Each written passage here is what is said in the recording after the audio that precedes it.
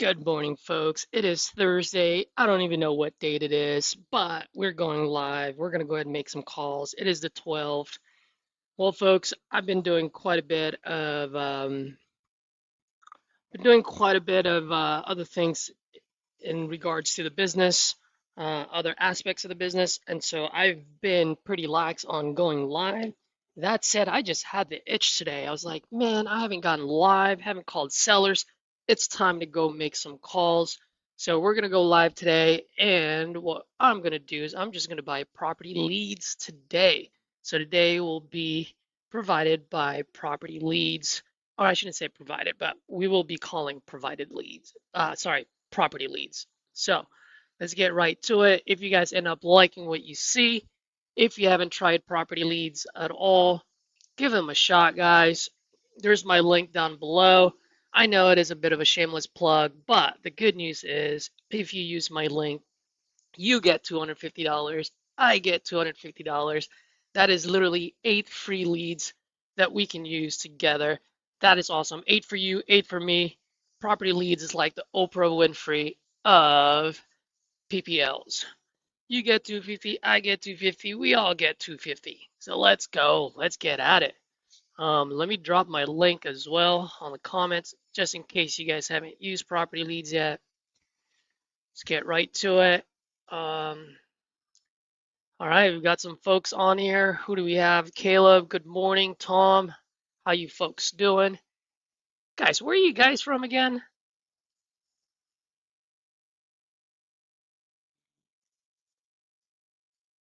Let's see. We've got a few folks that just said yes.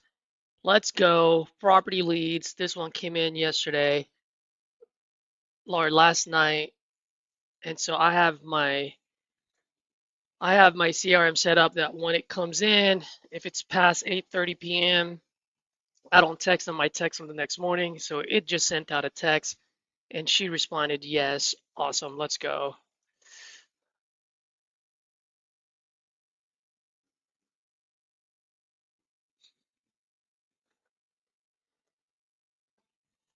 Looking forward to speaking with you.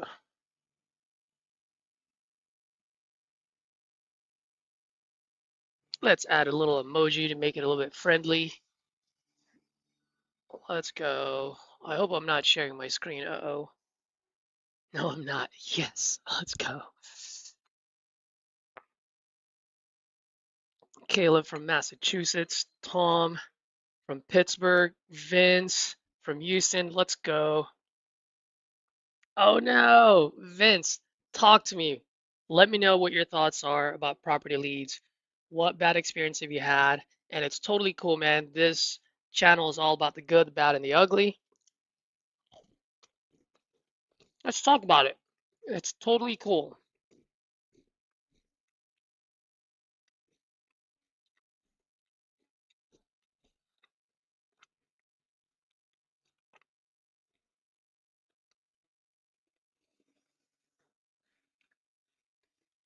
That said, let's give this lady a call real quick. Where did she go?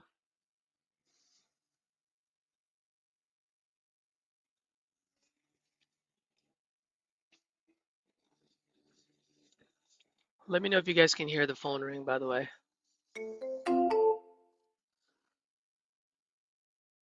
Ooh, that's loud. Holy moly.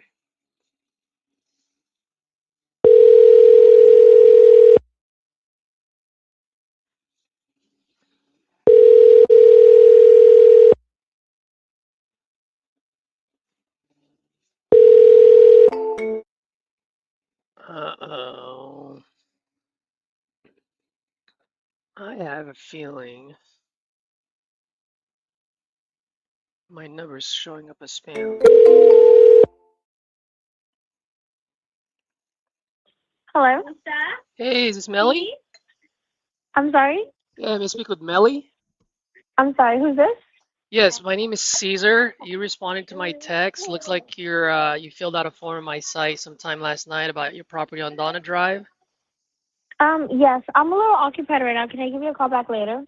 Yeah, absolutely. And if you don't mind, what's the best time for me to call you back later, just in case I don't hear back from you? Anytime afternoon. Anytime afternoon? All right, Melly. You Yes. have a wonderful day, and I'll talk Thank to you you. soon, okay? You too. Bye-bye. Bye. All right. So she said, which is good because I will still be on, I think. Call afternoon. Melly. Let me put her on my calendar, guys, so that I don't forget. Today's what? Today is Thursday, right?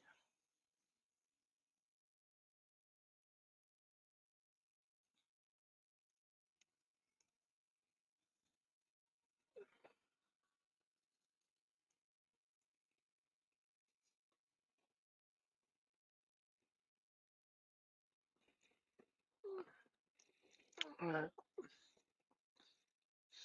let's see. What did Bivin say? Can't speak good about private leads. They have a horrible refund policy. Okay. Live speech lead loud and clear.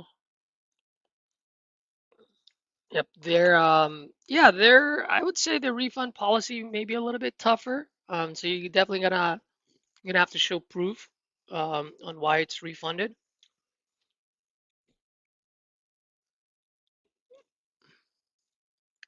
Tomorrow is 6 years since the shit. Oh, I'll be damn.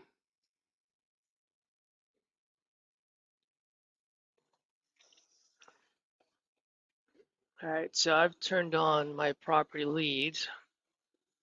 We're waiting for it to come in. That being said, let's just go ahead and make some calls from yesterday. Let me see what we get out of it.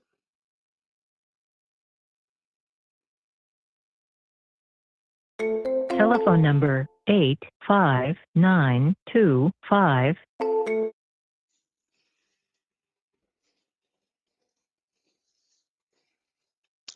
Vince, how often do I recycle my numbers? I actually really don't.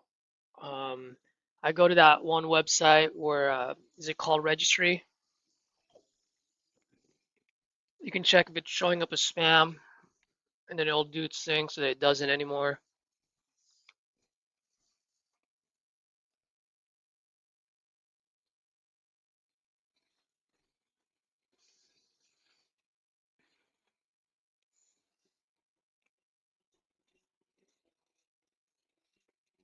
You guys can hear the other side, Telephone right? number When that phone rings. 85925.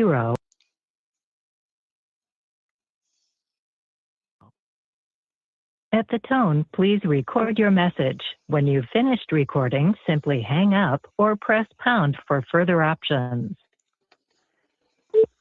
Hey, Gerald, good morning. Caesar here, calling about your property on Old Grasshopper. Looks like you filled out a form on my site sometime yesterday. Looks like you're looking to sell this property. I'm always looking to buy out there. So when you get a chance, give me a call back. Love to see how I can help. You can reach me here, and I'll go ahead and send you a quick text as well, okay? Thanks.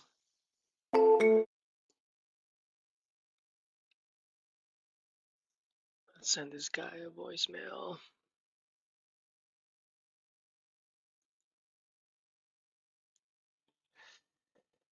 Good morning, Gerard.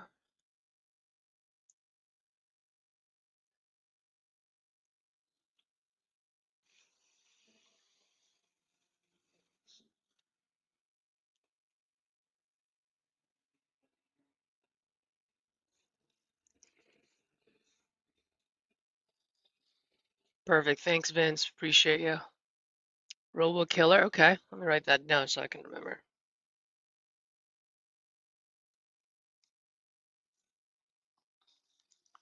By the way, you folks, Vince, Caleb, Tom, I see you guys on here all the time. I know you guys are making calls.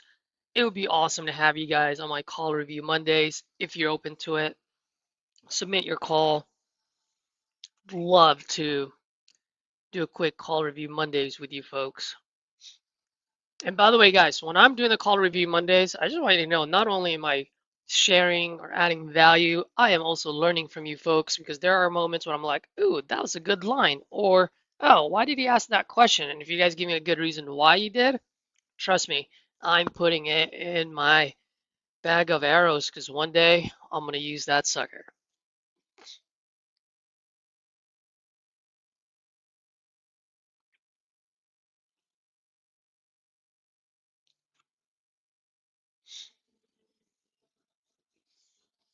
Yeah, Vince, I like calling in the morning because that's when I get all of my energy.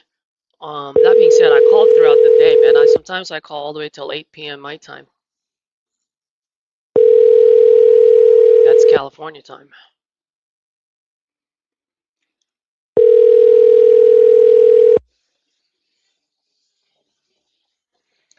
And Vince, do you currently have a W-2? Is that why you like to call between 47, or you do this full time?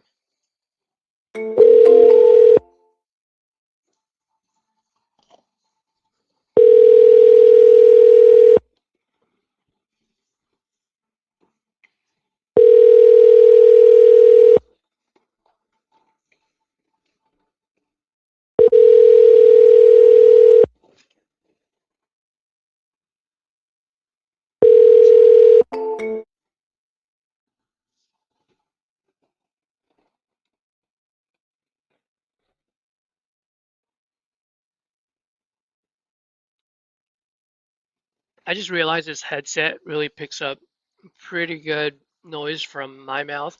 I'm just wondering, guys, do you guys hear me when I'm chewing? Because if you do, please let me know. I don't want to do that. I apologize. This is a new headset for me, so yeah, let me know if you guys can hear me chewing. That would be so bad.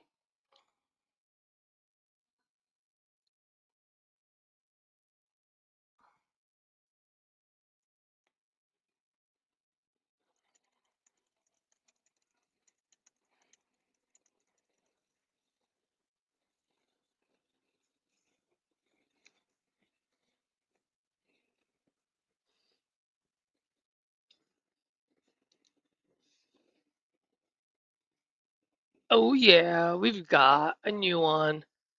Let's go, baby.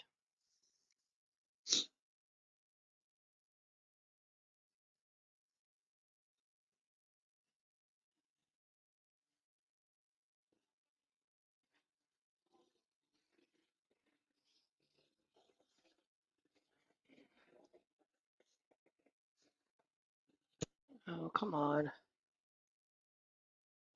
All right, let's give this guy a call.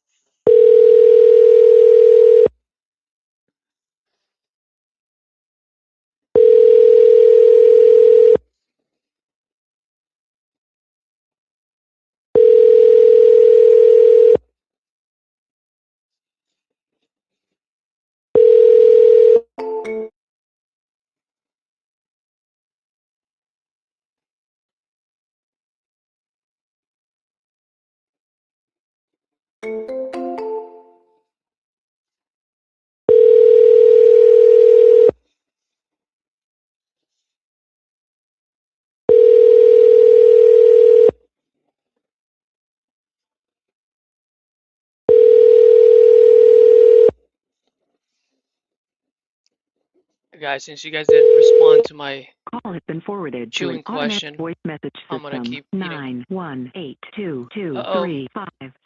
Uh-oh. God dang it. Please record your message. When you have finished recording, you may hang up or press 1 for more options. Hey, Larry, good morning. Caesar here, calling about your property on East Vine. Looks like you filled out a form on my site. Just want to see if you're still looking to sell. If you are, give me a call. Love to see how I can help. Thanks.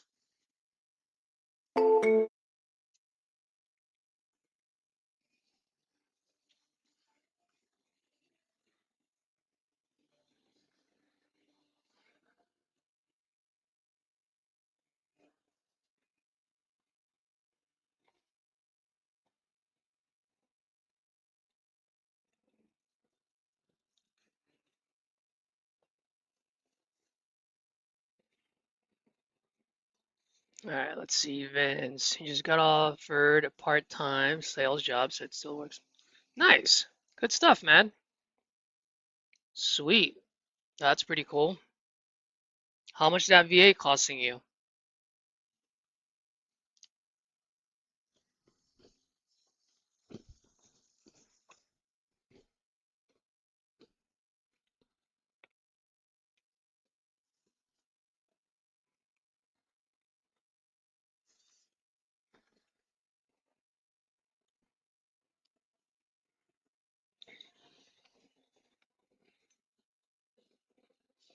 Oh, why is my cycle sales slowing down?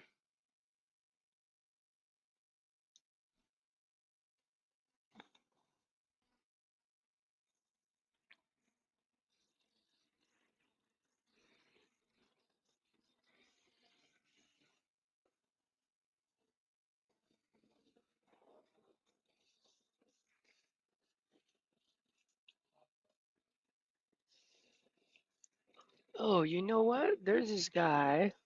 Let's see how this conversation goes. Another wholesaler called this person yesterday. I think she did a okay job. Let's see if I can do better.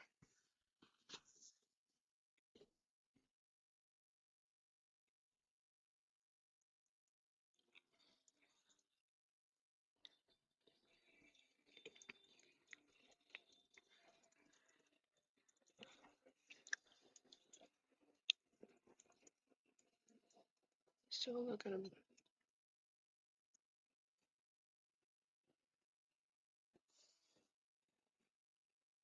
The only thing I don't like is this is in West Virginia. I hate West Virginia.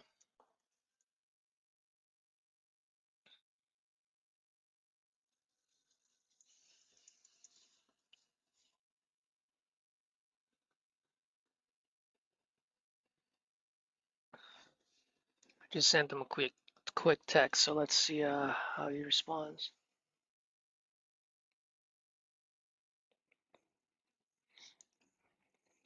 Keep eating 5 per hour. Oh, keep eating. I gotcha.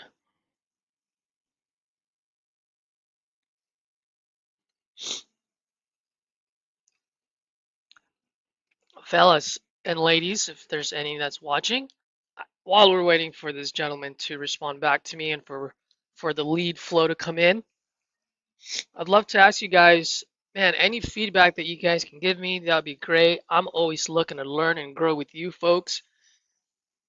Any feedback as far as what you guys like about the channel, what do you not like about the channel, or any suggestion that you can give as far as adding more value or better value for you folks, please let me know. I have very little to no ego. Like I said, I'm here to learn with you folks, and I want to continue to provide you guys valuable content. So let me know how that works.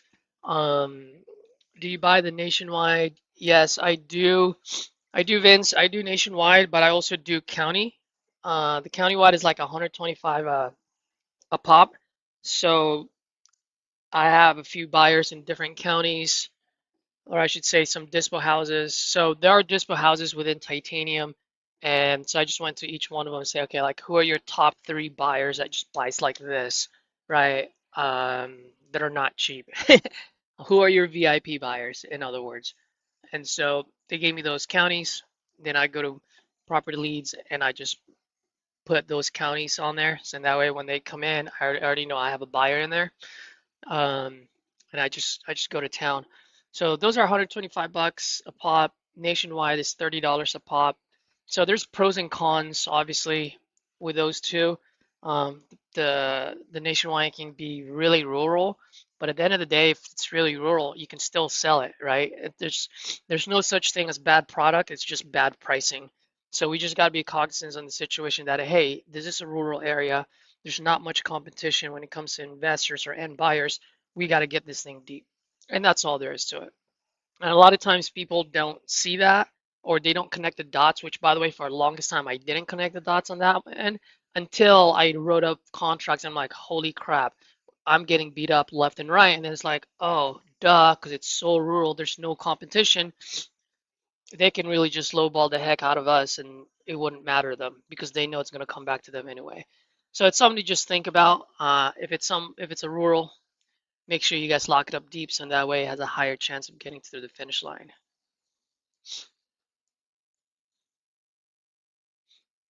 Oh, nice, Vince. Yeah, man. If you need help dispoing, let me know. I've got obviously connections with the dispo houses within TU.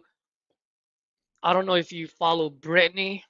Brittany actually has just started her YouTube channel. I think she might be the only one that does dispo on YouTube.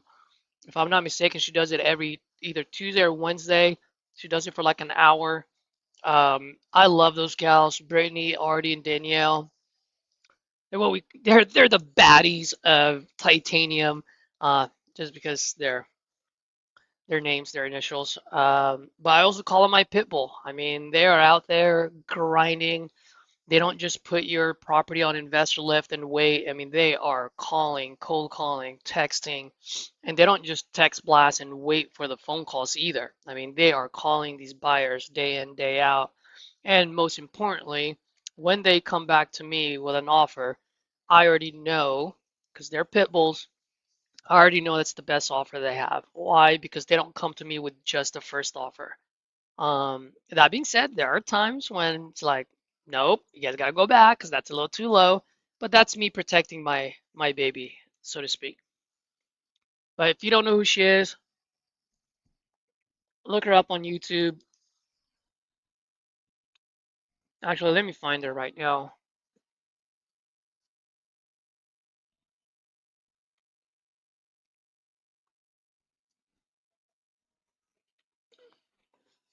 Let me find her right now for you folks. There she is. This is it. This is her. Brittany, if you're watching, I'm giving folks your YouTube channel. Let's freaking go. Also, if you guys have any deals that you want or need to dispo, you can send it over to them as well. They'll do a quick underwriting. They usually get back to you within 24 hours. I hardly, they hardly get back to me in 48.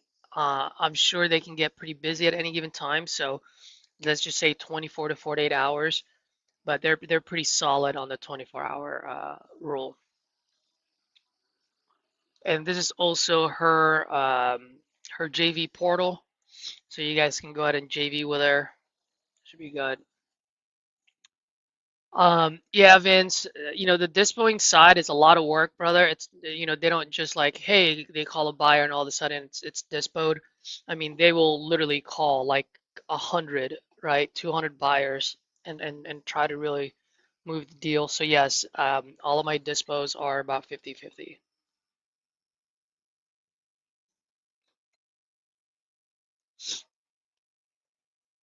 They may, and don't quote me on this, but they may do a 60-40 split. Um, a lot of times by the way, there have been three viewers that come to me to JV, and I've always been transparent with you folks. I only do acquisition. So a lot of times when I'm able to help JV a deal, I just get a small 10% for connecting you with the dispo house. So it'd be like a 60-40-10 or 50-40-10 split. You get 50%, Dispo House get 40, and I get 10% just for connecting. Now, if I have to do more work than connecting, like if I have to go close the deal or if I have to go negotiate the deal, whatever it is, obviously that number can change depending on how much work I do. But for the most part, even the ones that I've closed, man, I just want to help out. So more often than not, I still get the 10%, just because I'm that guy. Um, but obviously, if the spread is big and I've done a good amount of work to get it across the finish line, then I will ask for more. But at the end of the day, man, I was raised. My dad always told me when I was young, Caesar, if you're eating steaks and lobsters, then you make sure everyone around you eats steak and lobsters. Now, if you're eating ramen and eggs, well, guess what?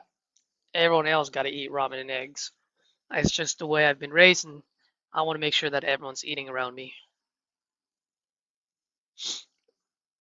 Um, Vince, yes, they would write, yes, so they will ask you to load up your contract when you submit your deal to them, because it does take time to underwrite the deal.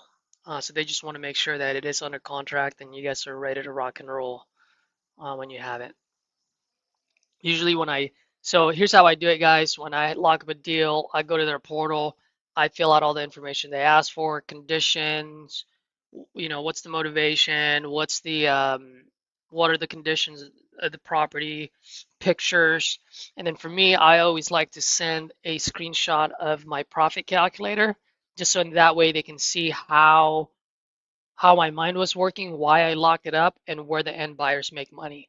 So in that way, if they come back to me and they go, Caesar, you pooped your pants on this one. Like, what are you talking about? Why is the ARV here? Why is the rehab here? Then at that point, we can hop on a call. We'll do what we call a deals analysis, where they tell me why I'm crazy and I tell them why they're crazy, and then we collab and we figure out how to move the deal. Ah, a double and rise. Let's go, baby. Vince, you Filipino man, or you got Filipino friends? All right, enough with me talking. Let's talk to Craig.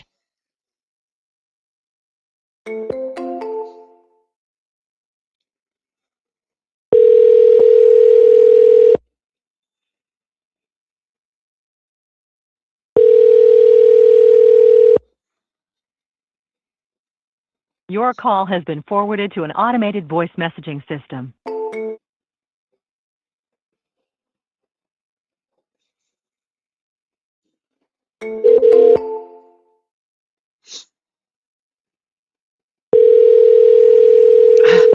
Vince, I know what Your you mean, call has man. been Well, we forwarded to are an the automated Mexicans voice messaging of system. Asia, right? Is it like they say?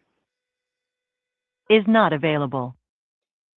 At the tone, please record your message. When you've finished recording, you may hang up or press 1 for more options.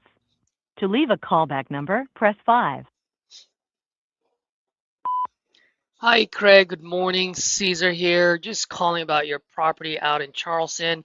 Looks like you're looking to sell this property. You filled out a form on my site yesterday. Somehow, some way, I have no idea how I missed your text message, but when you get a chance, give me a call back if you're still looking to sell. I'm always looking to buy out there. All right? Thanks.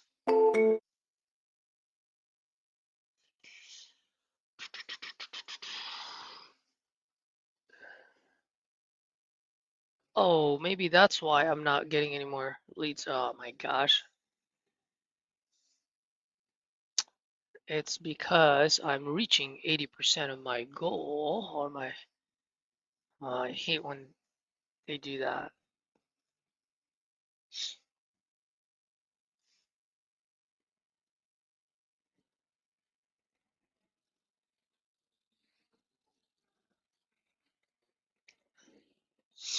Budget, budget.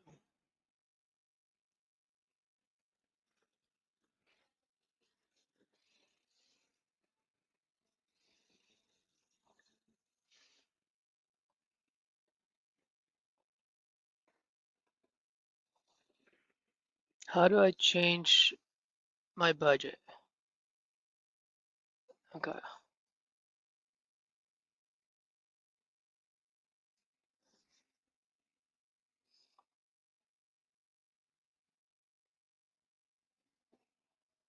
All right, let's see if that works.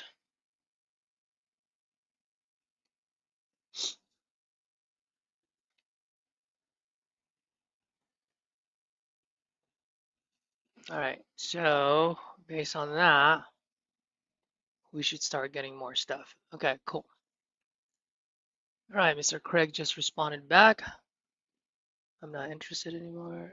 Yeah.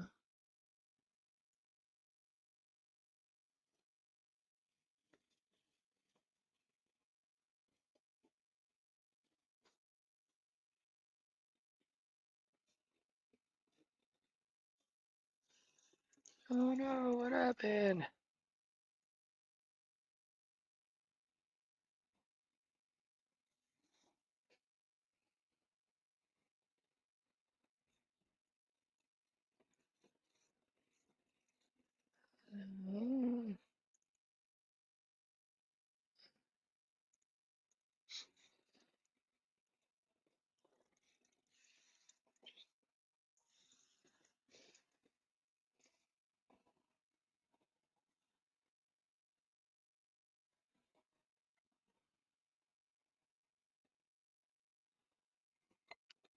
Oh my gosh, I can't say that word.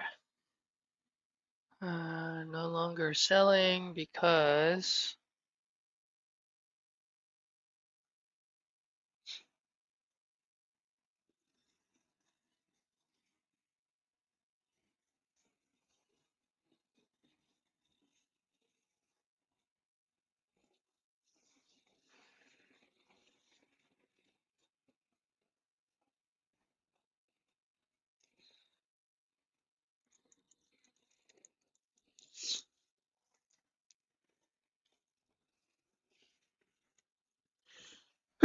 excuse me. Oh gosh, sorry guys. Pretty sure that hurt you guys' ears.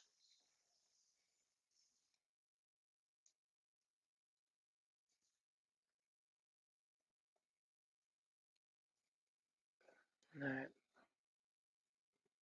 let's see what he says.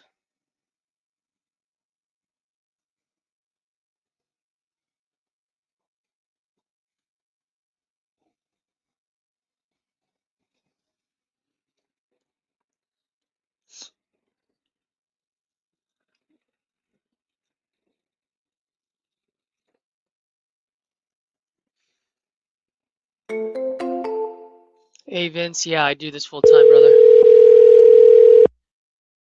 All day, every day, man, since November 15, 2023.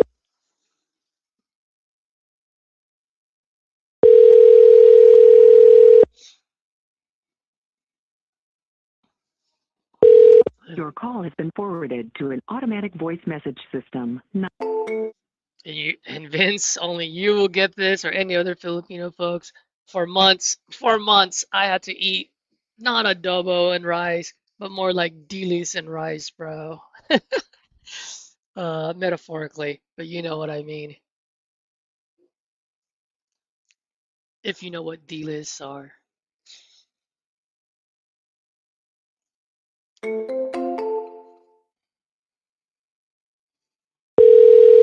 Beth, how are ya?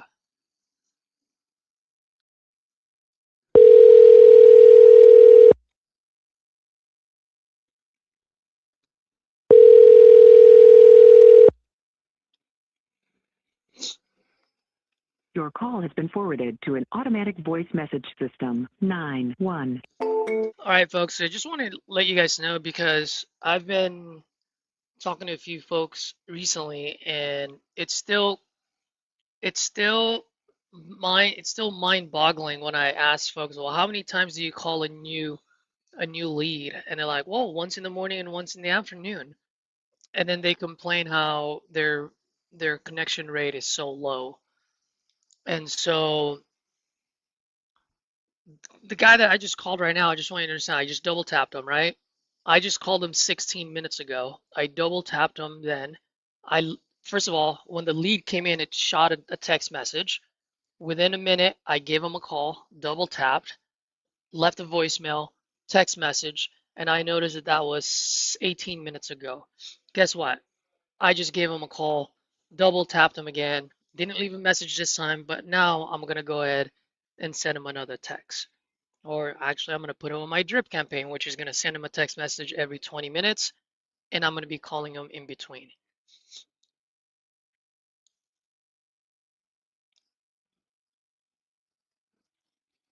So this person is gonna get hit up in the next 2 hours 8 times. Now, some folks might say, Caesar, you might be a little too aggressive. Maybe I am, but you're also too passive if you're only calling them once or twice a day. So maybe meet somewhere in the middle, do a little bit more medium. It will increase your connection ratio.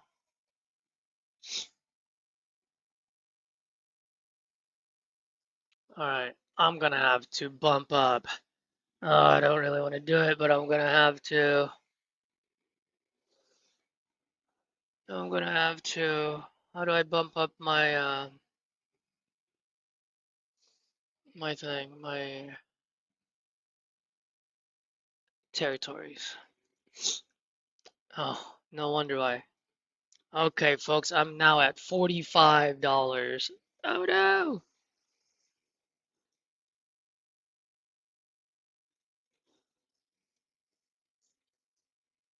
All right. I told myself that I'm only gonna spend about 500 bucks today. So I already bought one, 8 more to go. Let's get a stretch.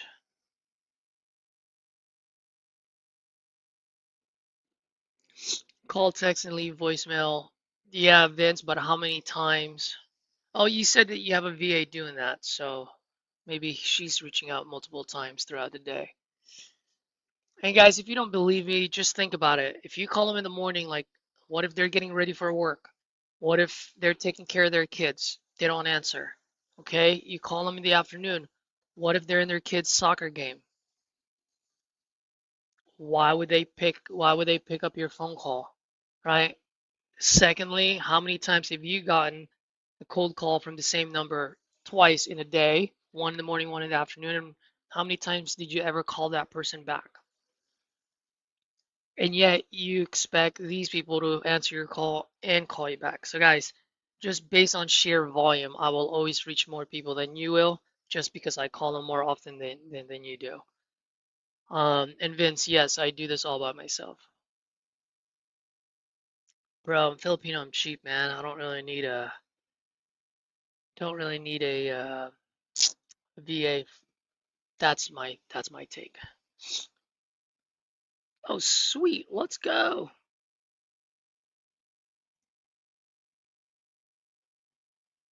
Just got a new one. Let's go. And it's in Illinois. Beth, are you on? If you're on, this might be a deal for you folks. Do you buy in Decatur, Illinois? Let me know if you do, or shoot me a text if you do, so I can send you the address. Let's go. Let's get this thing closed and assigned in one call. Beth, let's do it. I hope you're listening.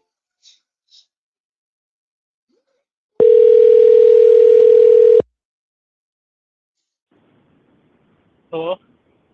Yeah, this is Dominic. Yeah. Dominic, good morning. Caesar here. I just saw your text. Looks like you filled out a form on my site about your property on Yeah. North University. Yeah. Wonderful. Looks like you're looking to sell, huh? Yeah.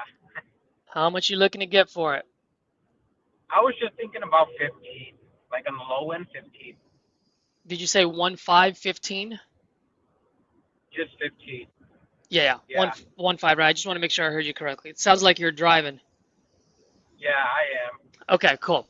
All right, so I'm pulling this up right now. While I do that, can you tell me a little bit what you got going on over there? It's basically, it was so, I wanted to invest my money. I already put new windows, that's the thing, which is why the price might be like high. Also, windows were changed, and then we teared everything out because everything was like outdated. So we just decided to tear everything down. Um, as far as I know, it has electricity. I had to put the electricity ports up, Mm-hmm. so the house has connection. Okay. So I'm looking at some of the pictures online. I think this is when you bought it. You bought them at like what, 2024? Yes. Okay, this is a Yeah. 2 bedroom, 1 bath, right? And so Yes. does it still look like this, or you said you fixed them? You got new windows. What else you got? New windows, new doors. Um, it has the electricity box now, New windows, and new doors. Okay. What else you said? then the inside was like tore down already, so it doesn't look the same anymore. It doesn't. No, the only thing that people would have to do is just like put it back, basically, because we like perfected it to the point where it just needs to be put back. So You said drywall, you said the only thing we need to do is what? just put the stuff back, like the drywall. Oh, drywall. Okay. Yeah, Got it. Okay. All right. I am looking this up right now. If you don't mind me asking, I mean, it sounds like you're a fellow investor. I mean, when you bought it, what were you thinking of doing with it? I was thinking about actually investing the property, so like creating a renting unit. You were gonna rent it out? Yeah, or I was gonna also like flip it because I know that there was a house that sold over for like 60. It was How 50 much? or 60. 60, right? 60. 50? Okay. Yeah. So I was like, Okay. oh, I might as well go ahead and like invest in this house. Oh, no, okay. And that was a two-bedroom, one bath as well, the 60. Let's Yeah. see, 1942. All right. So right now, if I finish what needs to be done, how much do you think I can get it appraised for? Like the lowest I said it was 15, so I'm not losing money either. Because Oh, the no, no, windows no, no, were no. I'm sorry. I maybe you misunderstood me. I was asking if I buy this off you at 15, I put it, I finish what you started, how much do you think I can get it appraised for? appraised for. Yeah, I think I can get it appraised for like 60, 50. It depends actually. I think we just have to find someone to get it appraised. Yeah, I got you. Okay. And then just curious, by the way, with the amount of work that you've done and the amount of work that I would have to do after I pick this up, how much do you think it's going to cost me to get this thing rent ready? For just material wise, just like 12 to 13,000. Okay. Labor wise, I wouldn't know much because I was using my team's labor, so Uh-huh. they did it. So Okay. And then how quickly would you want to close on this if we make a deal here? Like, what's the ideal solution for you? for me, it's probably within weeks, within a month. Okay. Yeah, typically I can, my partner and I, we typically can close within 14 days. Now it's Illinois, so title company can take a little bit longer. But as soon as title clears, we can close, in other words, right? So if it takes 7 days, we'll close on in 7 days. If it takes 30 days, then we'll close as soon as title clears. Let me ask you this. Um, if I were to close on this quick and I pay all the closing costs, no realtor fees, I mean, what's the best price that you think you can do here? Best price is 14 probably. 14, you said? Yeah, yeah. Oh man, I was hoping you'd say 10. Can't no. There I'm losing like too much money. Like I still owe on the windows, which is part of the problem. How much do you owe if you don't mind me asking? Well, I bought them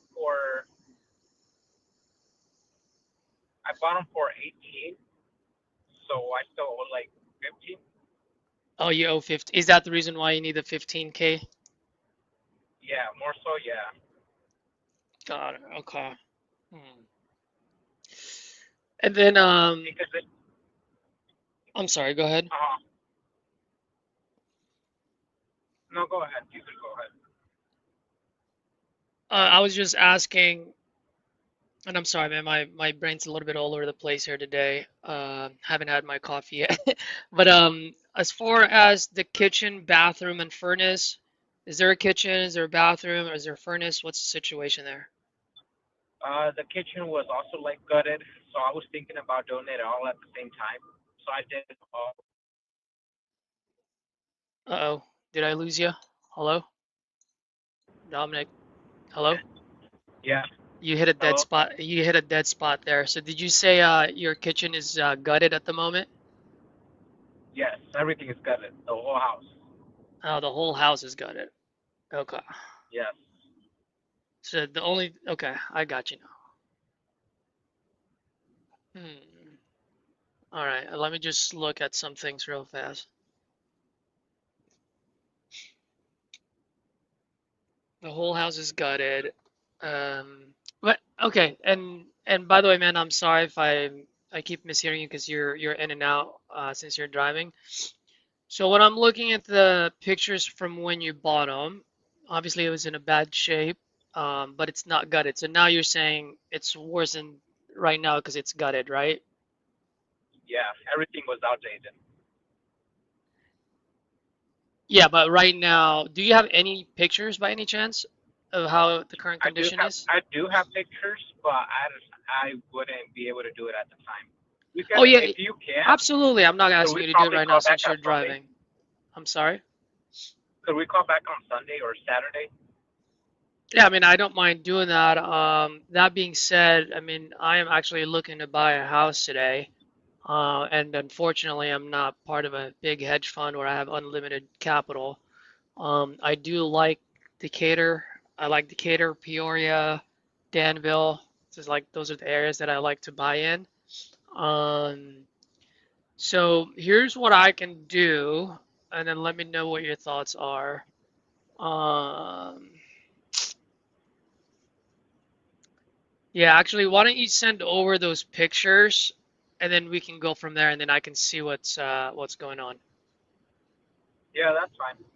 Okay, send this over. You can send them over to this number, and then we can discuss it. Okay, All right. Thanks, Dominic. Appreciate you. you're welcome. Bye.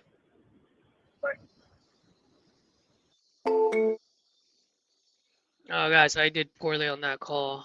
I wasn't thinking fast enough, and I thought he said he did. Maybe I misheard him. The way he described the house earlier, did it seem like it was gutted?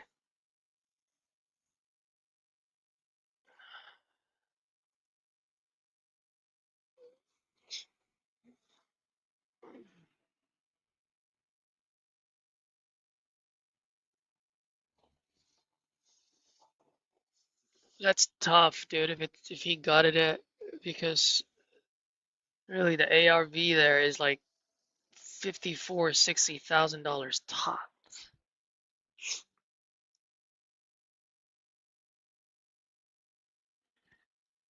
So it's gonna cost more than $20,000 to rehab this place. All right, let me just do my math here.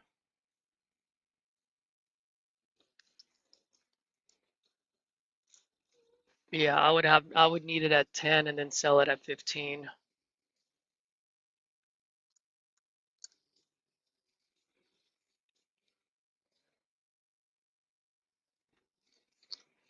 Hey Beth, when you said yes, you meant he said that it was gutted to begin with and I just misunderstood him.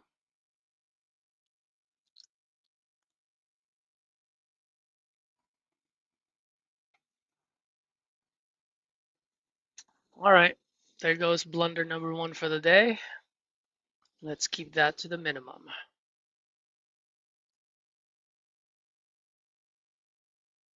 Good news is, I believe 4 more leads came in. Let me just double check.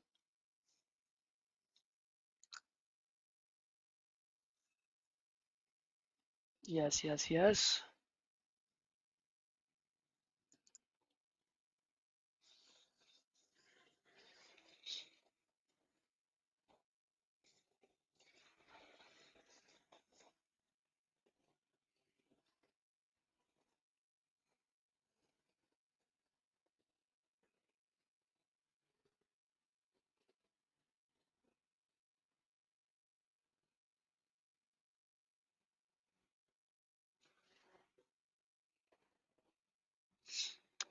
Okay, Beth, I screwed that one up.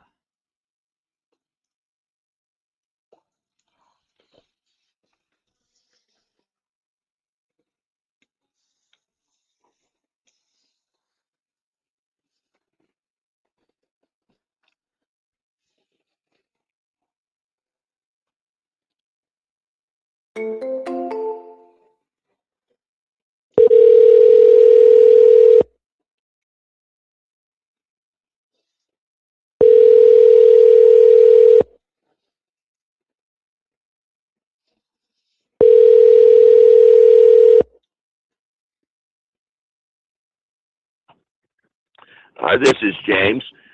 Please leave a message if I don't answer.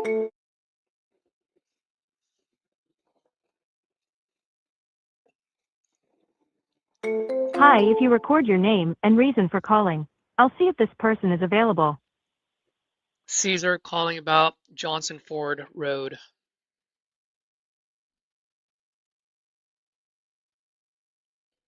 Thanks. Please stay on the line. Hello? Yes, hello, good morning. Is this James? Yes. James, good morning. My name is Caesar. You just filled out a form on my site about your property on Johnson Ford. Yes. Looks like you're still looking to sell this property, is that right? Yes. Oh, wonderful, man. I'm glad I called. How much are you looking to get for this one? I'm sorry, what? How much are you looking to get for this one? My drop dead price is 45. How much, I'm sorry? 45. 45. Okay. I am pulling this up right now. I understand 45 to stay alive. Tell me what you got going on over there while I look this up, if you don't mind.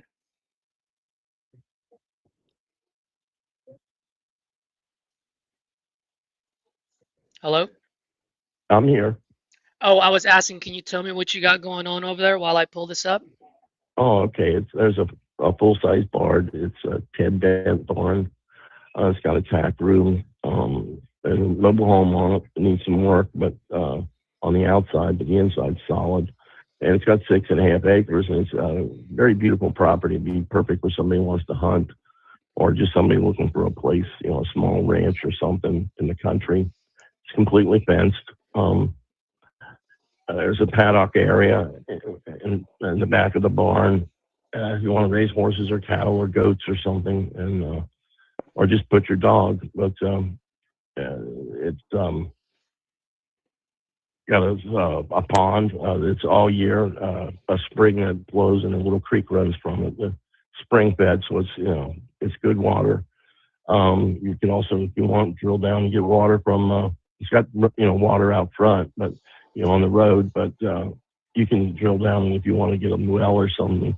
It'd be a really good place for somebody that wants to, like I said, hunt or fish or just wants a beautiful place, because most of the trees are flowering trees on it. It's mostly wooded.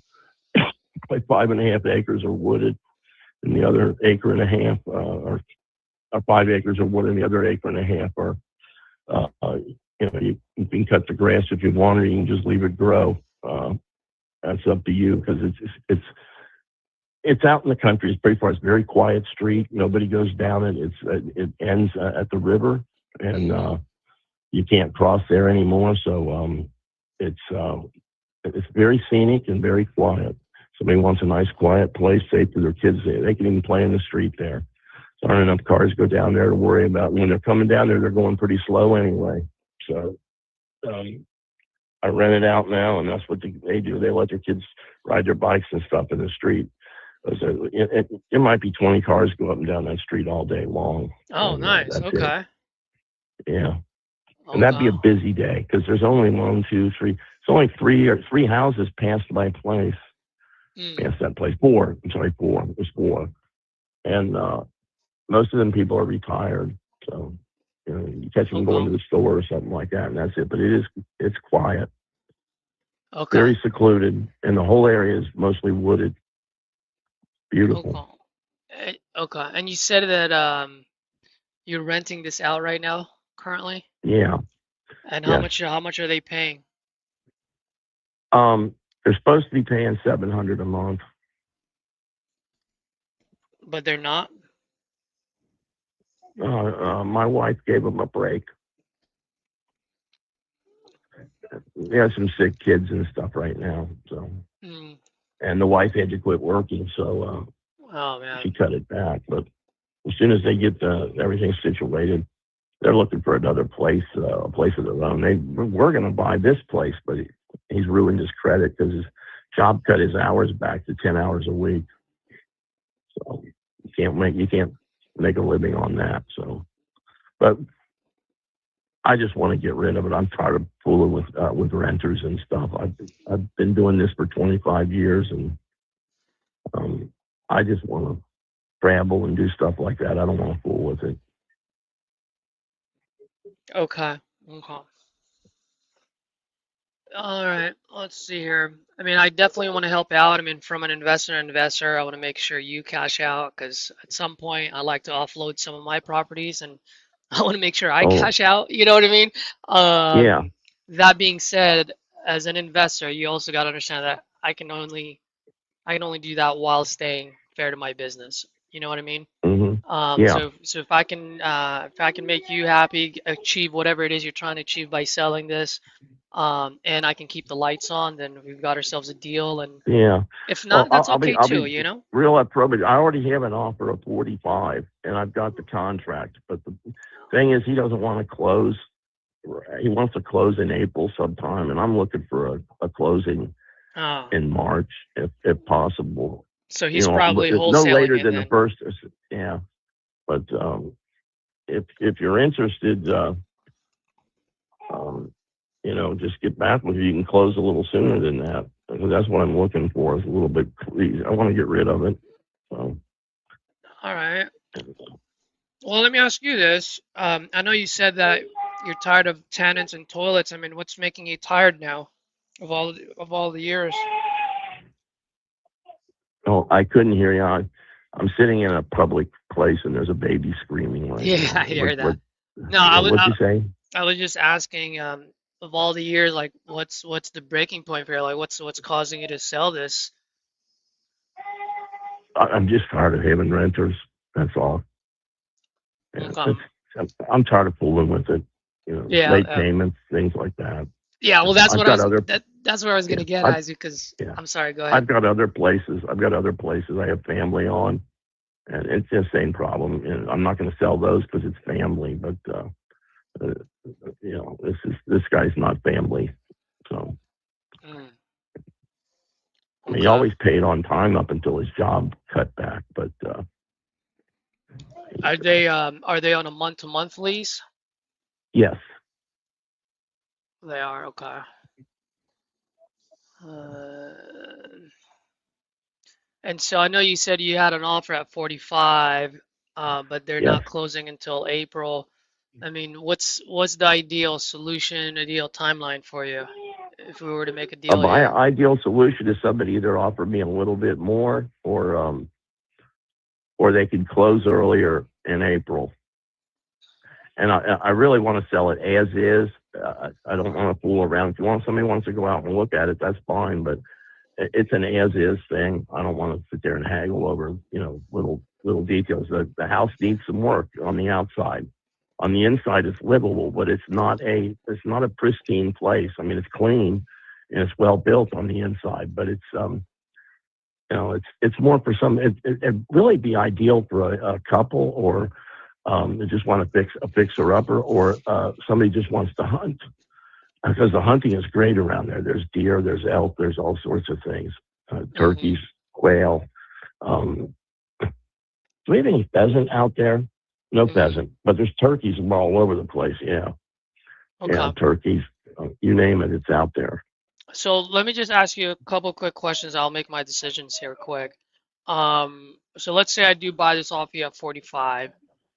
Um, Obviously I do want to get new renters in there. How much can I increase the rent by, and how much do I need to sink into this so that I can increase the rent?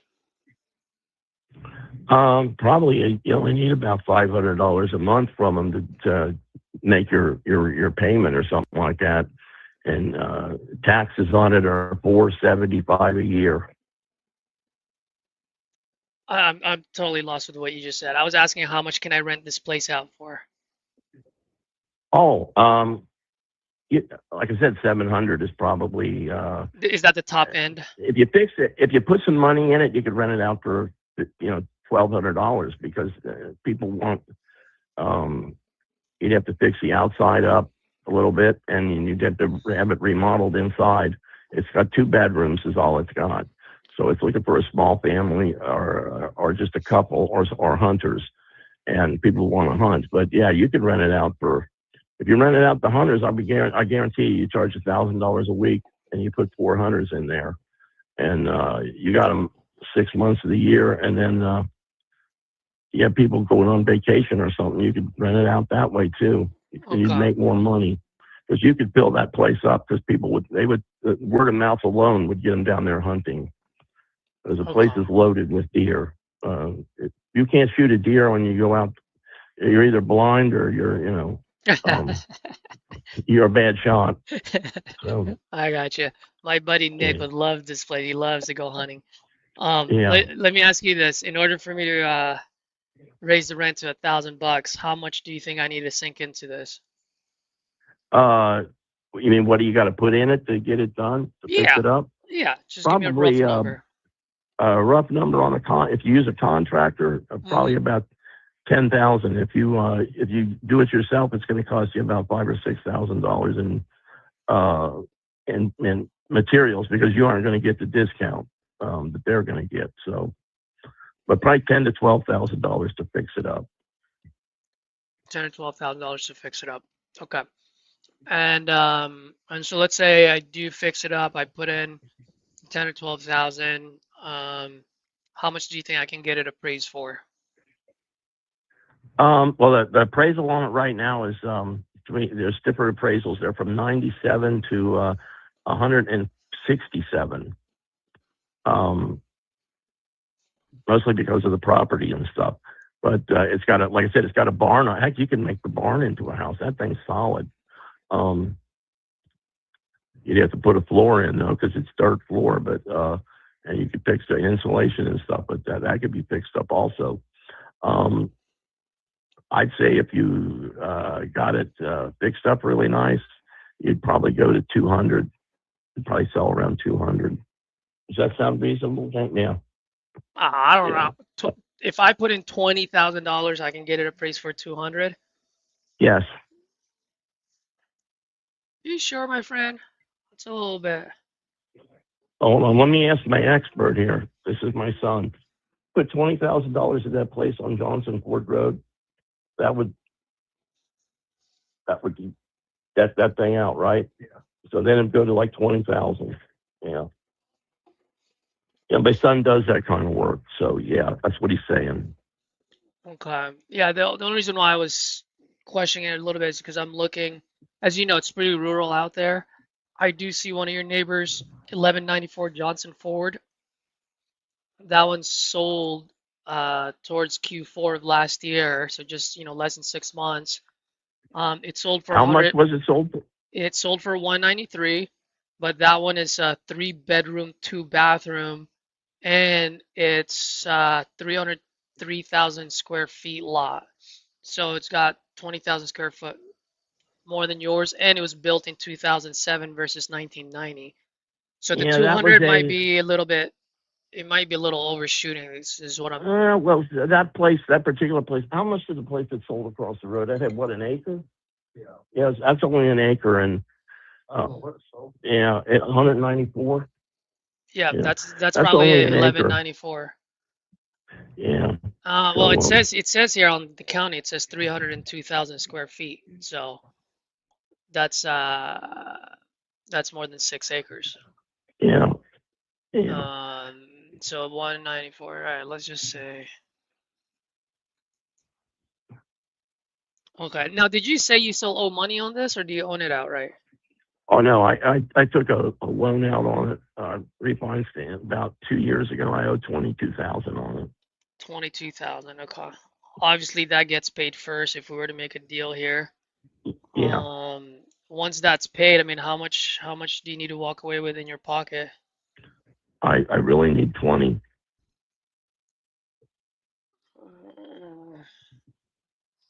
20,000.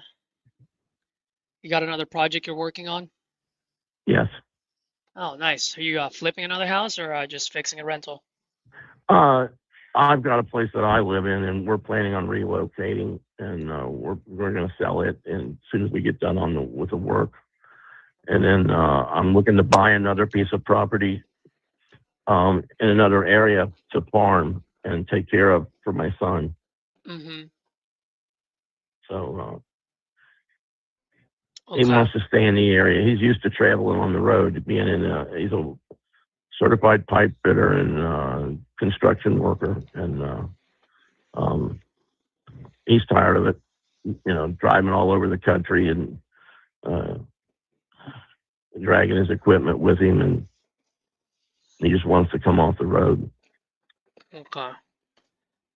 All right, let's see here. So let me ask you this. I mean, if I can close on this, what's today? The 12th? Let's say Yeah. I can close on this the end of the month, let's say the 31st, and I pay all the closing costs. I mean, you're an investor. I pay all the closing costs, no realtor fees. I'll buy it as is, so you don't have to worry about anything. Um, and I'll take care of the tenants. I mean, what's the best that you can do here? Are you? Will you? You'll take over the tenant? You said. I mean, I would like for you to deliver it vacant, but if you can, I mean, I don't mind taking it over, and then I can Not always kick positive them I can out. get them out, but most likely I can. If not, um, I'll have given them notice, and they will vacate on the notice date. But I'll have to sort of negotiate with them. I don't know the Kentucky rules on that.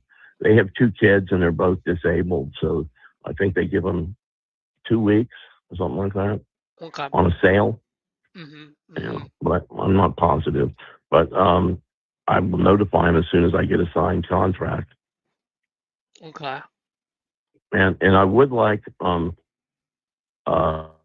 something upfront is good faith money. I don't care what it is. $100, $200. I don't care anything. That's all I want. I want to make sure whoever it is got a little stake in it, so we close this thing out right away. Yeah, I don't mind doing that. The only thing I will ask is because I am a nationwide buyer, usually what I do is I ask for due diligence period because I got to get my guys in there to set our eyes in there to make sure Yeah. everything you said checks out. Now Uh-huh. typically if I do a 30-day close and I ask for a 14-day due diligence period, that being said, if I'm going to Hmm. close on this on the 31st, I mean, it costs me money every time I wire money into the title company. I don't want to wire now and then wire again later, especially if it's a 14-day Yeah. close. You know what I mean? If it's a 30-day Yeah. close, I'd say, brother, yeah, I'll deposit the EMD now. But if it's a quick transaction, I'd rather just deposit all the money all at once at closing. Hmm. Because I don't think 14 days is tying you up for too long. Yeah. Um, and then also just Well, to the explain, just first week of April would be fine too if you want to do that, but I just don't want to drag it to the end of April. Oh yeah, no, no, Um, I don't do that either, man. I don't like getting yeah. tight because look, at the end of the day, like I can't do anything with the property. I don't earn any money if we drag it out, and you don't earn any either. So I want to Yeah. move as quickly as possible here. So let me just explain to you how my process works, just so that you understand, because I am nationwide. So usually, if we do agree on a price, then I'll send over a 2-page agreement, which I'm sure you've seen hundreds of these. Just says I'm looking to buy this property at this price. We're looking to close at this date. Once, Okay. excuse me, once that's signed, then I will schedule walkthroughs with my contractors. And then also, whenever I buy properties outside of my market, I always partner with a local investor. And the only reason why I do that, James, is I want to make sure that I have a set of eyes on my projects at all times. Okay. It's already difficult enough to make sure John and Jose are doing their job to hit the deadline when they're only 15 minutes away from me, let alone across state lines. Okay. Um, All right. so let me ask you, I mean, if I can offer you the speed and convenience, I'll pay all the closing costs. I mean, what's the best price that you think you can do here? Could I be there on Friday? No, no, I'm asking what's No. the best price that you could do here? Oh, the best price. 42 is where my wife has said no. 42 is where your wife says no. Yeah. So we can do 42,100 then. 42 what? He said, so can we do 42,100 then? Yes. So in that way it's above 42. Um, Now, question for you. Do you by any chance have any pictures of the property, the inside and the outside? I have pictures of the outside. It's actually a video. Um, Okay. I can send it to you this evening. I don't have that phone with me. You caught me. I'm having eye surgery in about an hour, and I'm Oh sitting in the shoot! waiting room. No way, man. Yeah, Holy moly! yeah. Oh yeah. I got my lenses knocked loose, and one of them's really bad, and my lens is floating around in my eyeball, and they got to take it out and replace it. So I got surgery at 1 o'clock, so I'm sitting in the hospital right now, waiting for a bed. So yeah. Hey, business is business, right? I'm sorry? I said business is business, right? What do you mean this is So business? This so is my you get business. it done when you can get it done. Oh yeah, I closed the deal. Yeah, I closed the deal one time when I was in the recovery room. Oh, I had knee surgery. I got it. So let me. I'm sorry. Go ahead. Yeah, I was in sales. Well, actually, what I had a recruiting firm for you. We're the largest independent retained firm in North America. Mm-hmm. And I was in the recovery room, and a guy called and he says, "Hey, I want to make your guy an offer. How much you want to offer him?" And I said, "Well, he's got to have this much." He said, "Well, I was thinking," and he goes, "I was thinking 75." And I said, "No, you're so far out of the ballpark. He won't even take another offer from you." Mm-hmm. And I sat there and talked him up to what was fair in the marketplace, which was 155 was the average price, and he was getting the top guy in the marketplace. But the guy was in a little podunk town out in the middle of nowhere, and he wanted to move to a larger area, where there were more opportunities and more complicated jobs and stuff. But the guy was brilliant. The professors in college just gave him nothing but high marks, and he was a genius basically. And he was in a little town making $45,000 a year at a little company they just needed a processor at that time. That was back in the days when some of the places were still using those punch cards. And that was one of my best placements because that guy went and made millions for them. Guy called me back a year later and he says, "Look, if you got another one like him, ever get another one like him, call me. I'll pay him $250 to start." And I said, "Well, what is your guy making now?" He says, "Well, the guy now is vice president." I said, "In a year and a half?" And he said, "Yeah." I said, "Vice president of what?" He said, "Vice president of information technology services in our company." I said, "My God, what's he making?" He says, $350. Year and a half, the guy went from 150 to 350. And the neat thing was, on the old contracts I had on retained, for the first 2 years, whatever their increase was, I still got a percentage off of it, although it wasn't as high as the original percentage. And that was like one of the best placements I ever made because the guy was, he was just finally in a position he should have been in. I don't know. You know how you feel when you make a good deal and a good sale, and you're fair to the buyer, and you're fair to yourself, and you're fair to the person that sold it to you, and you get done at the end of the day. You made a lot of money. That good feeling you get. You go home and tell the wife, "Hey, we made a lot of money today. Everybody's happy." That's the kind of feeling that job gave me. But it's changed now. It's all on the computer. It's all monster.com and all that stuff.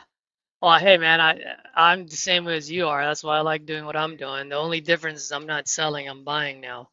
You know what I mean? Yeah. I do sell on the back end, but that's after I fix it or whatever that needs to be done. And like I mentioned to you earlier, I am pretty transparent when I talk to folks because I don't like surprises. And if you like the way I work, we work together. If not, that's no problem. There's always other houses to buy, whether I buy yours or not, doesn't really matter to me. That being said, so here's the thing. So let's say we do get this agreement set up. One thing I will ask you is, just to protect you, because I know you have tenants in there, don't mention anything to them yet as far as, getting them kicked out or anything like that at all. The only reason why I'm saying that is because, one, once we get an agreement, I'm still going to do my due diligence, okay? The reason why I'm saying it is it really just comes down to two things, man. So from an investor, I'm going to be fully transparent with you here. Whenever I look at rentals, I just look at two things. Do I get at least 25% equity so I can burn out? And is my rent rate okay? Meaning whatever my rent divided by my all-in number, If I can Yeah. get that at 1.5% and higher, I'm good, right? So those two things. So once we get an agreement, my due diligence is now what? To get my guys in there, see if I can get everything done with 20,000. And the If you second put thing, 20,000 in it, I can tell you this: for a trailer like that out there, a mobile home like that, just a little lot for the mobile home to sit on, they're pulling in anywhere between $900 and $1,200. With that land to go with it, and actually, you could put another mobile home or a house on the front road frontage because it's got a huge amount of road frontage, like 700 feet, 600 feet, something like that. And there's room for one or two more properties, up there for rental if that's what you're doing. And I had thought about that originally, but I just didn't want to get the cash outlay to go in there. And I'm like, no, I don't want to fool with rental. It's aggravating me now. I don't want anything to do with it. So we finally decided to sell. But there's room for two more trailers up there, or two homes, or whatever you want to do. And like I said, the barn could be converted for about, I'd say, $60,000, and you can rent that sucker out for probably $2,000, $2,500 because it's big. And okay, it's nice looking. It's an interesting looking barn. It's built a little bit differently with different materials than you normally see, and it is really. I wouldn't mind fixing it and doing it myself, but the property there is just not big enough for me. I need a lot of land. okay, Yeah, I got a lot of animals, and they need land. They need land to roam. I hunt, I fish, we camp. I don't like to go far, so and I've got a place. I've already bought it. We've had it for 30 years, and we've been talking about moving to it for 30 years, and we never got around to it, but it's time. My wife's 80 and I'm 76, and oh, no we way, you don't figure, sound like it. I know, I only look. Oh shit, what did I do? Oh my gosh, what an idiot. Why did I refresh that page?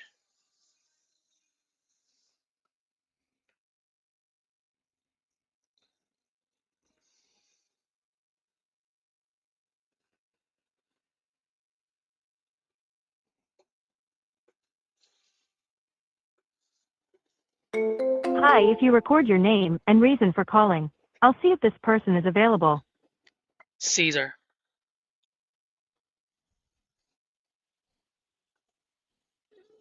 Thanks. Please stay on the line.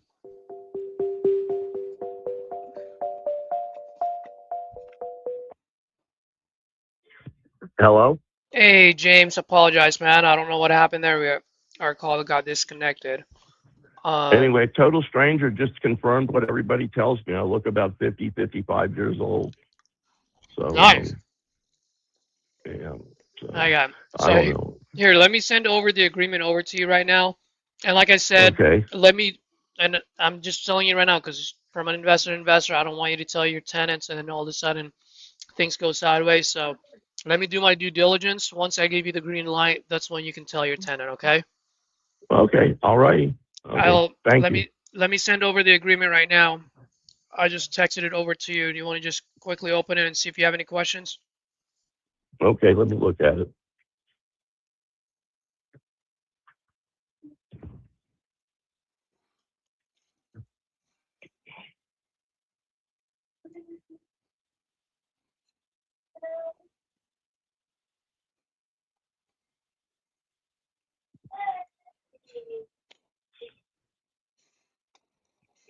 And let's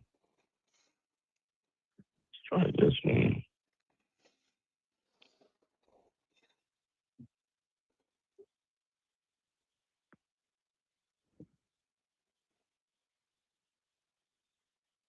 I've got it pulled up right now. Let's see.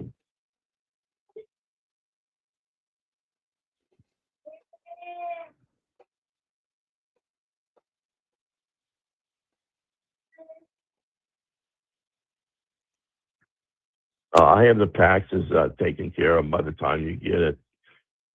Are you there? Yes, I am. I'm listening. Okay. Yeah, that looks fine. Yeah. All right. I'll go ahead and sign it myself. And once again, I just want to make sure because I know you got a tenant in there with families and they're disabled. And for me, man, I always say I'm a human being first versus an investor.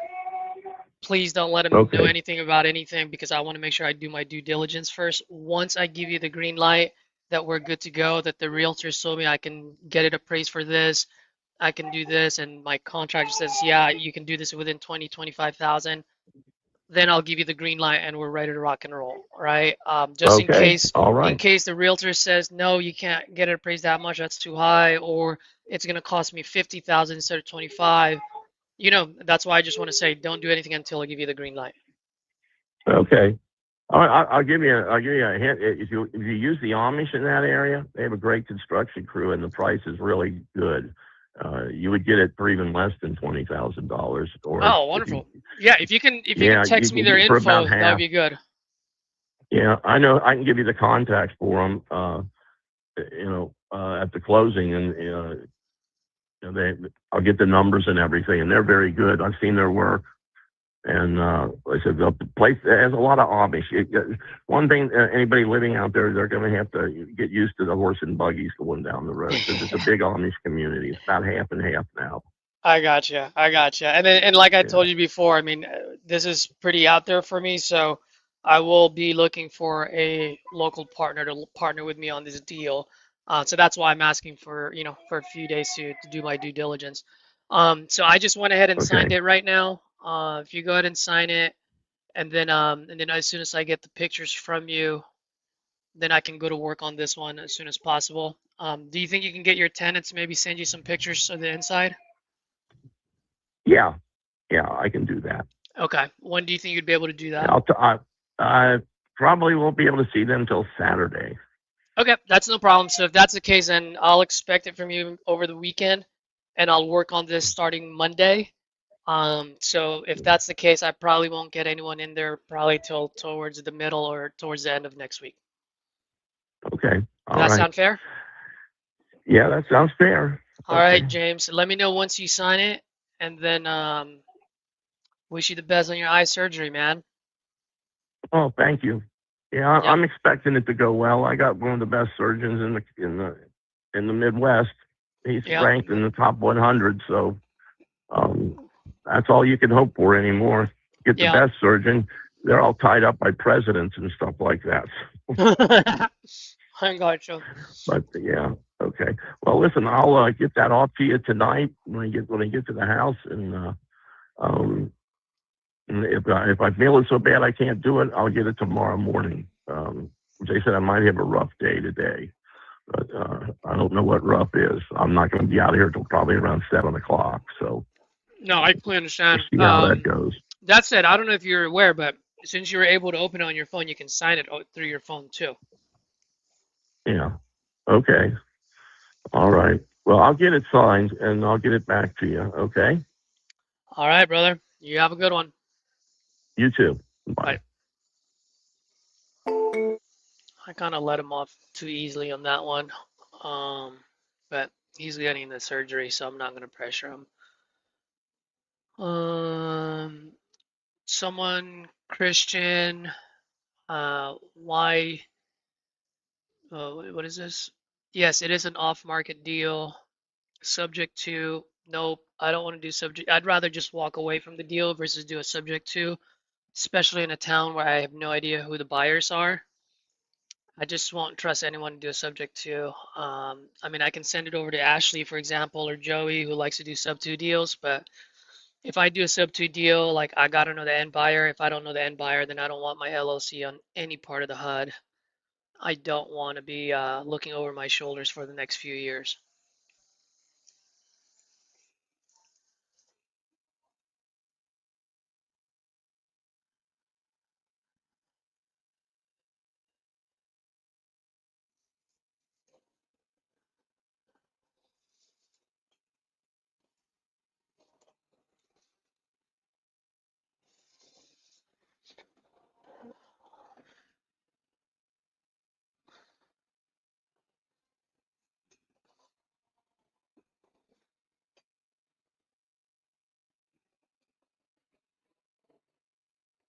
Right.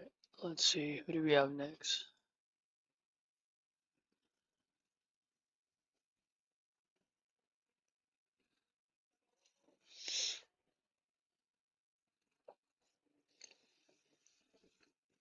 What is going on? Why does it take so long to refresh?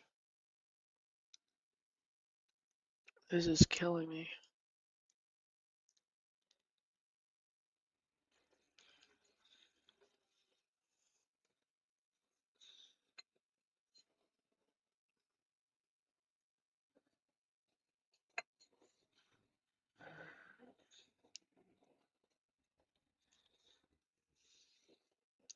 Hi, Bob.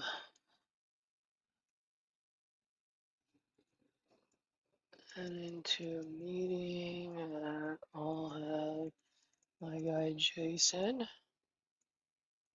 254 number. And save again.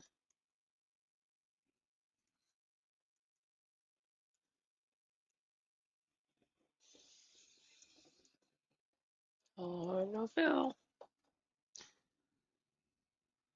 Alright, let's see here.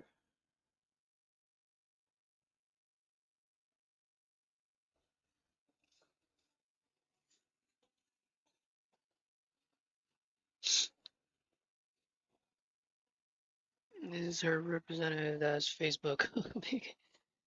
Oh no.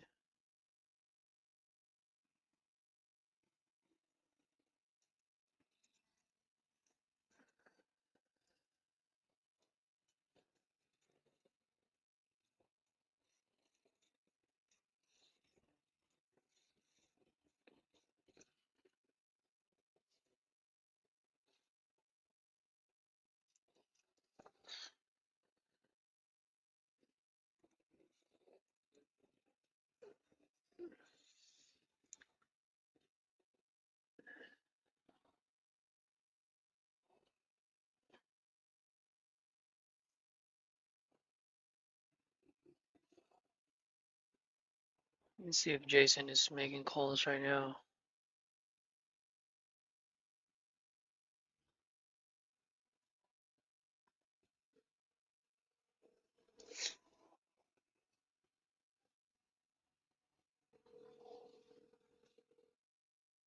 Christian, when you say why, what do you mean? Sorry, I don't know what you were asking. Jason, you making calls right now? All right. What's up? All right, because I bought a bunch of property leads and a few of them said yes, so I want to get in front of them. I'll send you some. All right, let's get to it, man. Let's close some deals today.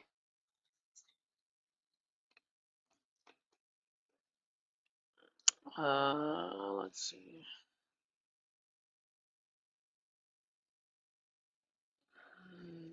I'm teaching until 3:30, 12, so 12:30.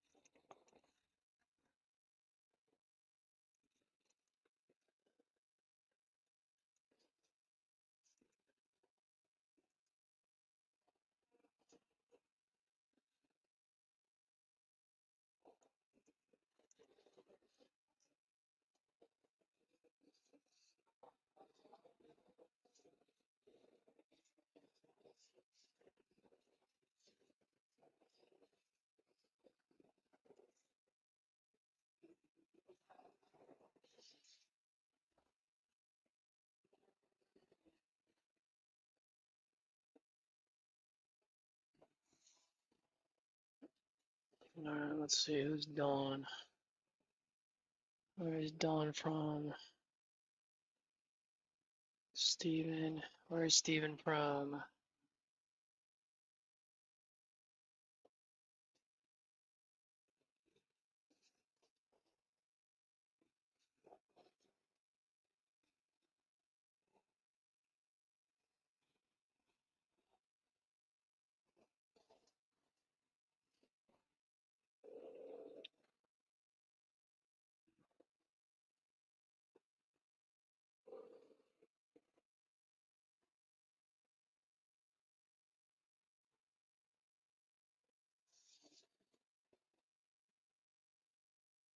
Hey, Mr. Good Dawn.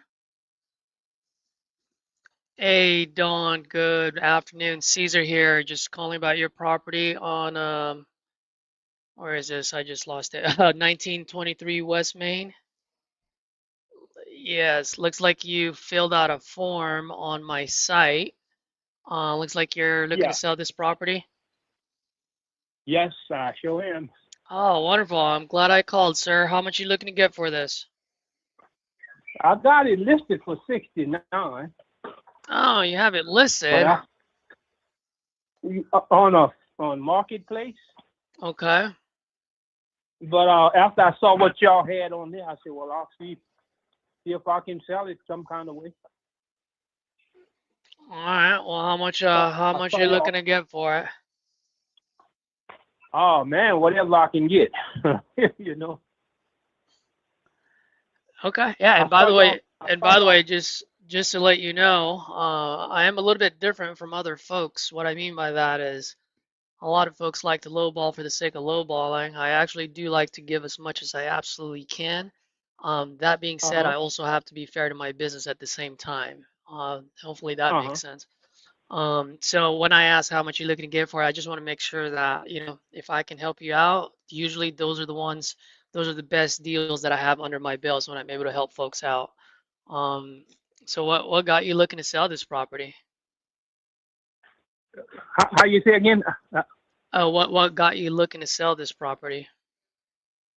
Oh man, I moved. Oh, nice. Where'd you move to? I moved to Donaldsonville, my hometown. Oh, nice. How long ago was that? Oh man, my son had a bad accident on the 29th of March. Oh So no, what happened? I've been, oh man, he had a bad accident. He wrapped around a tree, Oh, and he's been paralyzed from his neck down ever since. So we all had to move together to take care of it. oh man, I'm so sorry to hear that, brother. Oh, yeah, And I am too, man. oh gosh. Well, I'll tell you this. I know we barely know each other. I'll share something a little bit personal with you. I actually lost my dad in 2023, Uh-huh.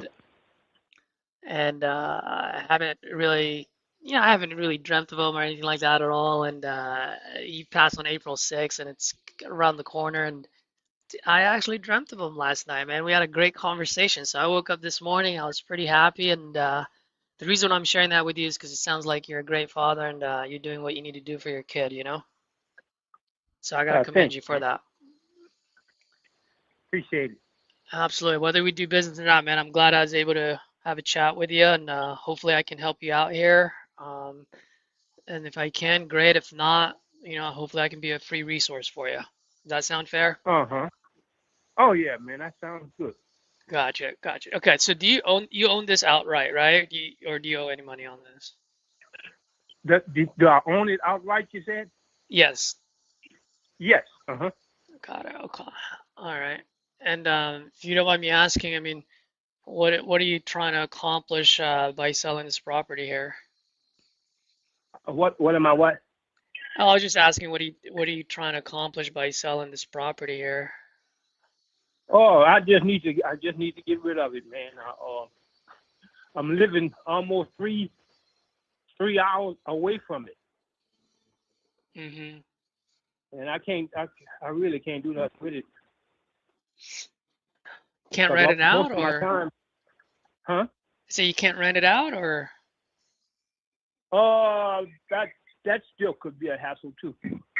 yeah, tenants and toilets, right? You get a call at 3 o'clock in the morning, pipes burst, the whole shebang. Yep. Yeah, I didn't want to get off into that. I really need to spend all my time with my son now. Mm-hmm. Mm-hmm. Well, I mean, how much do you need to be able to like just stay with your son and get this little bit of a headache out of your way so you can focus on doing what you need to do for him? You're asking how much I need, you say? Yes, sir. Oh man, I guess whatever I can get, that's why I was when I saw your ad, I said, man, it sounds pretty good, Mhm. Mhm. I'm not I'm not trying to make a killing. I just get something reasonable, Oh, absolutely. I mean, that's exactly why I was asking, like, what do you need as far as like what are you trying to accomplish? Are you trying to like pay off some bills? Are you trying to put some money in your No, pocket so no, you've got enough money for your kid? Like, what's the situation? no. I really need to get rid of it so I could have some money to buy some equipment to try and get him moving a little bit. Because right now he's nothing moving. Oh man. Trying to get him into rehab, but they said they can't do nothing with him right now. Jeez. How much are those equipments running for? How much what? How much are those equipments running? How much do they cost? The how much the what? The equipments that you're trying to get for them? Like, Oh, the equipment. yes, sir. Oh, I'm pretty sure it's pretty expensive. I don't quite understand how to go about getting it, but I'm trying to get him into rehab. Okay, how much is that gonna cost? I don't know. I don't know, but I'm sure you have a little bit of a price point as far as the rehab goes. no, because Don't have it yet? they had him in a right after the accident, they had him in a rehab, but the little insurance we had couldn't cover it, so we had Okay. to send him home. Now, let me ask you a quick question because I'm looking online right now. Looks like you had it Uh-huh. on the market last year. You had it at 64.5 from September all the way to December. Okay. Mm-hmm. But I also noticed the first time you put it up on the market, I mean, you had it at 69. You even had it at $29,000 at some point. Like, what caused the dip and why did you bring it back up?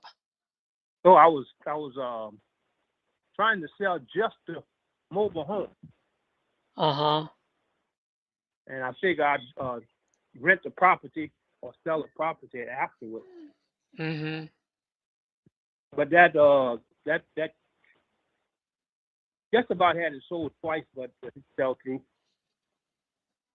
Okay. So just for full transparency, so I don't waste too much of your time. I mean, usually when I look at properties and it didn't sell at the last listed price, that just tells Mm-hmm. me that it would be worth that after I put some money into it, right? So if it didn't sell for 4 months at 64.5, the way I'm looking at it, and this is just across the country, man, wherever I go, it's always the same thing. Once I put in the money into it, now all of a sudden it sells at 64.5. And so Mm-hmm. when I see that it didn't sell at 64.5, I mean, usually, because it gets stigmatized, I mean, I'm gonna need to buy this probably like at 30, 40 cents on the dollar in order for it to make sense to me. So that's why I'm asking, how much do you need? What are you trying to accomplish? Because I want to make sure that if I buy this off you, that it can actually help you achieve what it is that you're Mm-hmm. trying to achieve. Well, like I told you, I'm just trying to get rid of it, man. I can't do nothing with it here where I am. If I was Hmm. living over there, it would have been different.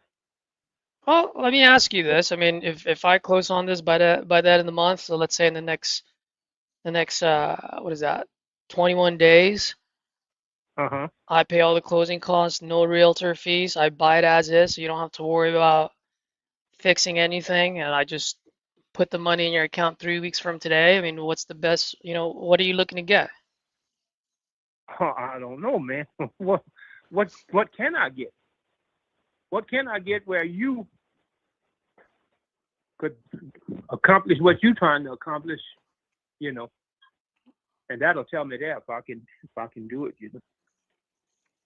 Well, I mean, let's say 10,000 10,000 for for the the whole property place. for the whole thing that you're looking to sell. Yep. Oh wow. I knew I couldn't. Yeah, I knew I couldn't do that. Man. Well, see, so you did have a price in mind. Now I gave you my number, you give me yours. Oh, okay. No, I didn't have a price in mind. Well, I mean, if you didn't have a price in mind, I mean, what do we do? Do we talk for hours until I say a price that makes sense to you? I mean, at some point you got to have a number in mind. Yeah, well, like I hadn't thought about that yet, but when I saw your ad, it made me felt that it says y'all make offers. That's what I was looking at. Yeah, so just to let you know, and maybe, maybe I got to let my guy know to change my ad there. At the end of the day, I'm not in an offer making business. I'm in a house buying business. So I mean, Okay. if you're serious about selling, I'm serious about buying. But if you're serious about shopping around offers, I'm the last guy that you No, call. I'm just no. letting you know that because I'm not here to go on a bidding war. I like to move quick. I like to help people out, and that's why I was asking you multiple times, like, what is it that you need so I can help out? But if you don't have a number in mind, I mean, I don't even know if it's worth having that conversation because, I mean, heck, here, I'll give you 100,000. Would you like that? Oh, beautiful. Yeah, right. And then I'm upside down. So what, like any number that just we both pull out of our asses doesn't make any difference unless I know what you're trying to achieve. Oh, so sound like you asking me the lowest number I can take for it. No, I'm not asking for the lowest number, sir. I'm asking you what you're actually trying to achieve because once we know what you're trying to achieve, then I can see if I can make that work for you. If I can make it work for you, I'll let you know. And if I can't, I'll be the first one to let you know too. Like I told you earlier, my job is not to Okay. get you the lowest. My job is to give you the number that can actually help you achieve whatever it is that you're trying to achieve. You think I can get around 50? Around 50, oh, I would say right now, absolutely not Uh-huh. because no one bought it at 65. So what I'm saying is if no one bought it at 65, I have to put money into it in order to sell it for 65. And well, whatever I got to put in there, how much do you think I need to sink in there? Uh, Basically, man, the air conditioner. One guy bought his AC man there, and I was told it needed a capacitor, but he tells me it need a whole unit. So that's pretty much the only thing with it would need. But other than that, everything else is fine. Now the pictures that I'm seeing online, is this its current condition or how long ago were these pictures? That was a couple of weeks ago. Oh, really? Yeah, about 2 weeks ago.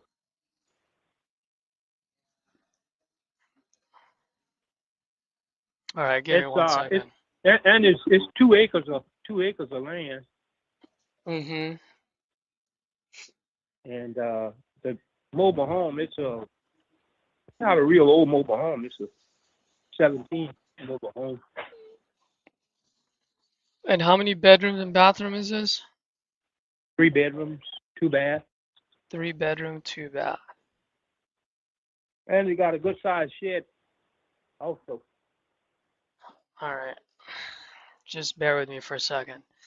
So let's say I just need to put in 5,000 on there. I didn't hear you. No, I'm just talking out loud. So I was just saying, let's Oh, assume for a second I need to put in $5,000 in there, like paint, the whole shebang. Um, all right, man. I mean, in order for this, uh, the thing is, now let me ask you, man, if I get that and I throw some paint on there, man, make it I look can't nice, not like Taj Mahal, but get it caught up to date. I How much do you can't think I can sell it for? understand. Hello. Yeah, can you hear me? Yeah, can't understand. It got a whole lot of background noise. Oh, I'm sorry. I was asking if I can, once I paint it, get it caught up to date, how much do you think I can sell it for? I don't know. Oh,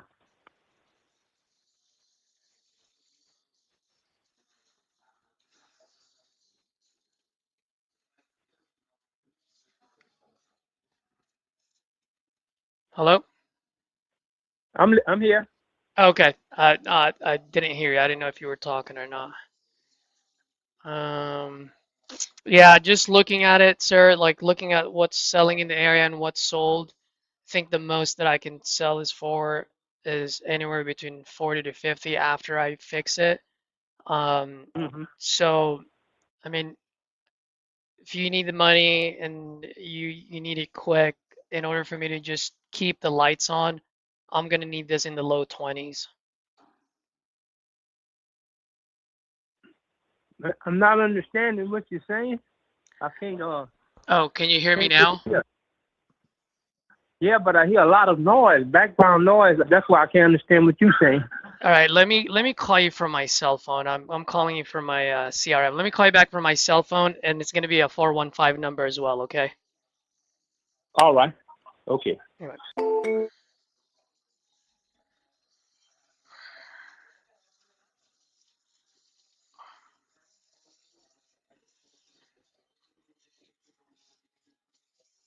All right. So let me call this guy. Dun, dun, dun. This will be good all day long. Let's see, 318. He's a tough cookie. He doesn't want to give anything.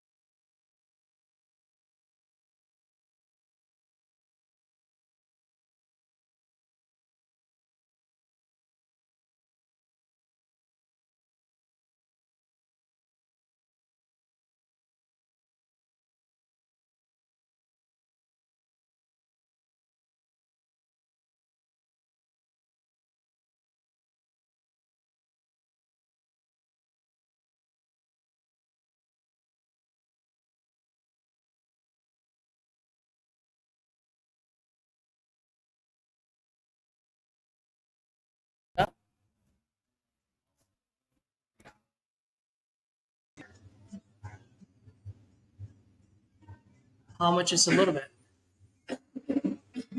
Well, actually, let me ask you this. I just thought of this right now. This might actually be the only solution you got here. One of the two. Because one solution is you can put it up on the market again and take a shot at it for the next 6, 8 months, or maybe even 12 months. The other solution is this. You said $30,000 is not going to do anything to you, so it sounds like you don't need the money. What if we buy this on a note and we pay you on a monthly basis?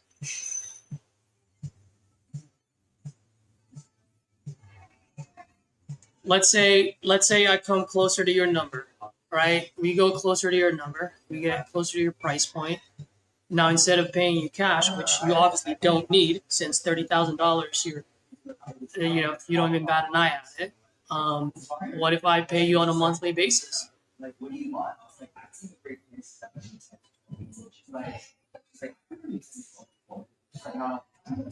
Oh, because we're gonna close on it on title. We're gonna have everything recorded, right? Deed and everything, and you're pretty much the bank saying that I will be making payments, and God forbid if I get abducted by the aliens and I miss one payment, then you get the deed back. I mean, you default on me. You don't even have to go through the foreclosure process. I'll do a deed in lieu of foreclosure. So in that way, you're protected. What was that? That's a great question. So usually when I structure these kind of deals, there's 4 different levers, right? There's the purchase price, there's the down payment, there's the monthly payment, and there's the length of terms. Those are really the four levers I look at: purchase price, down payment, monthly payment, and length of terms. So, question for you: in order for this to be a win-win situation, you get to pull on 2 levers, and I get to pull on 2 levers. Does that make sense? All right. So, purchase price. Well, forget that. I was going to ask, what are the 2 most important levers for you?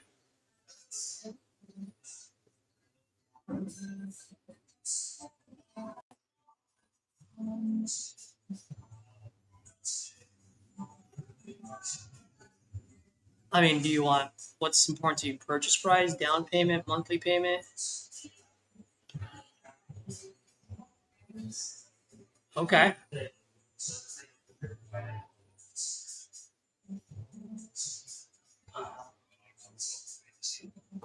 All right. So what would be a good purchase price for you then, if we were to do this in terms?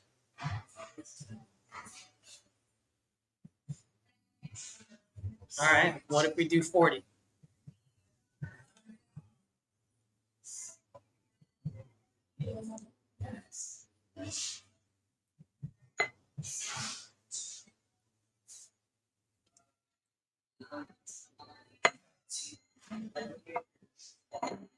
Close to 50 is way under, you're saying?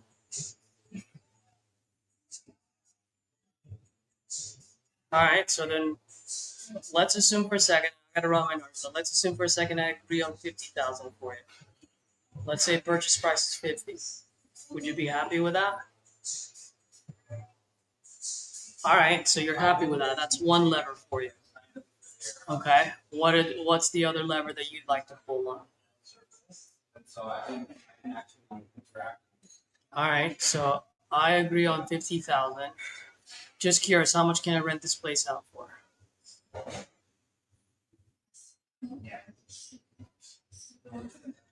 $800 to $1,000. Okay, so if I can.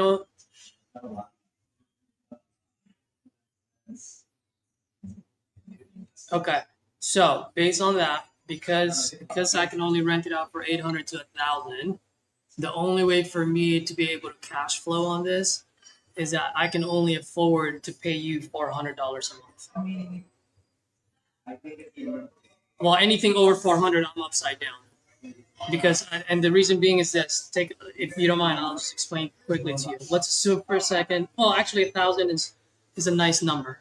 So if I can rent it out for $1,000 a month, 30% of it is gone right off the bat. $300. Okay, that 300 goes towards management, maintenance, uncollected rents, vacancies, right? You name it. So that 300 I never see. That never goes into my pocket. So I'm left with 700. Now 20%, which would be $200, that goes towards taxes, insurance, any miscellaneous. Okay, that's gone. So I'm out of that $1,000. I'm only left with 500. So out of that 500, I'm actually giving you 80% of that. I'm giving you $400. So you don't have to worry about tenants and toilets, and you can worry about just your kid.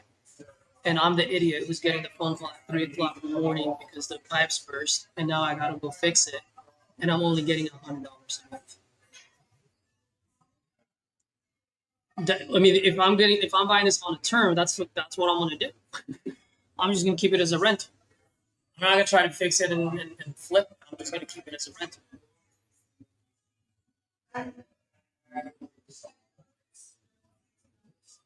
Well, I mean, I don't mind doing that because I'm hoping that the equity catches up in the next 5-7 years.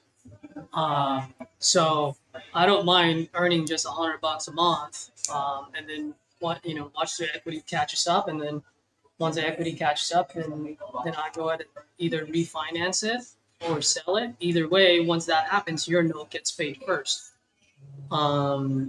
So in order for this to work, is I can only afford, you get the $50,000 purchase price you want, but I need this at $400 a month going towards you.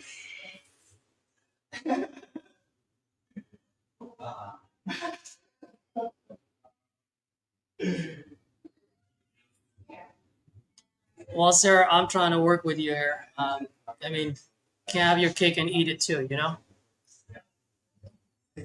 I mean, even if I was Trump with unlimited capital, I mean, there's no way there's no way I would invest where I'm upside down. You know, because that makes me a spender. That's my girlfriend's job. That's not my job.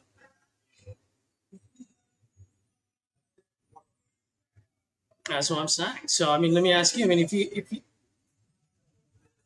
strategy.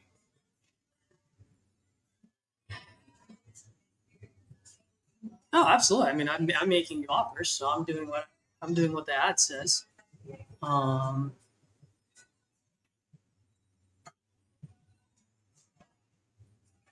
Yeah, and they probably have fake underwriting departments, and they're having to call you back and all that stuff, huh?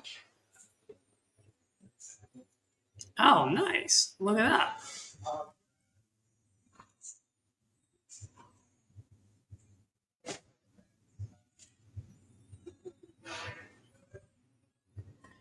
Absolutely. Well, I mean, for shits and giggles, I mean, if you get $50,000 as your purchase price and you have $400 coming in every single month that you don't have to worry about, you never have to worry about tenants and toilets.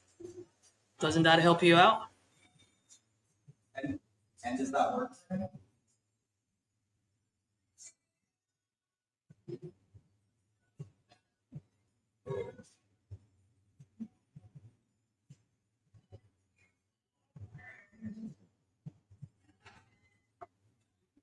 Yeah. Okay, so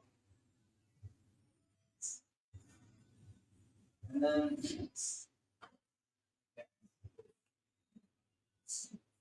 mhm. yeah. Absolutely. And by the way, just to let you know, I mean, I have some properties that I've sold this way as well, right? And I'm telling you, I am literally praying to God that one of these guys miss a payment. I'm praying that one of these guys get abducted by the aliens, because when they do, guess what? I get that deed back, and now I get to resell that property back to someone else.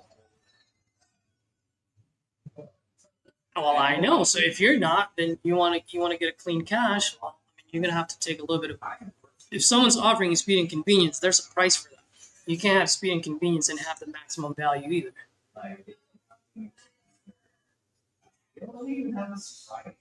You know, I mean, I'm willing to work with you here. I just need to make sure that it makes sense. I mean, I'll meet you at your purchase price, which puts me upside down on the equity, right? But I'm hoping that you'll catch up in a few years. I'll pay you $400 a month, right? And then any down payment I was going to give you, I'm just going to put that towards the property. So in that way, I can rent it for 1,000. Okay. And secondly, like I said, if I get abducted by the aliens and I miss out on the payment, you get the deed back, and now you have a newly remodeled house that you can go resell on the market. That's fine. But What was that? what is your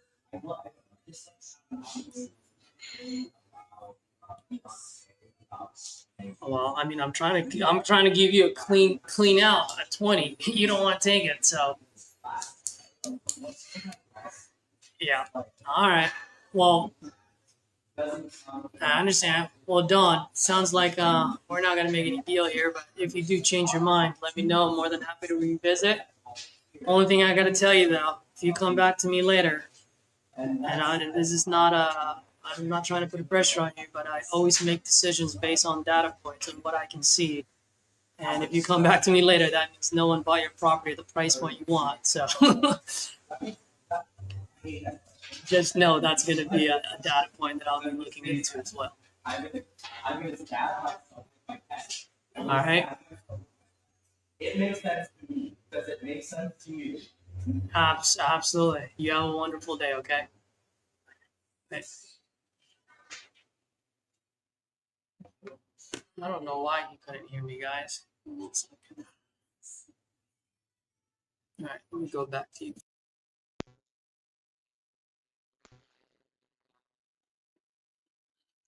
All right, can you guys hear me now? Is this much better? Hopefully it is. No motivation for now. Put in long-term follow-up.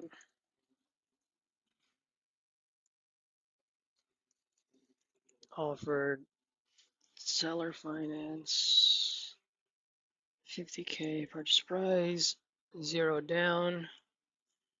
$400 a month.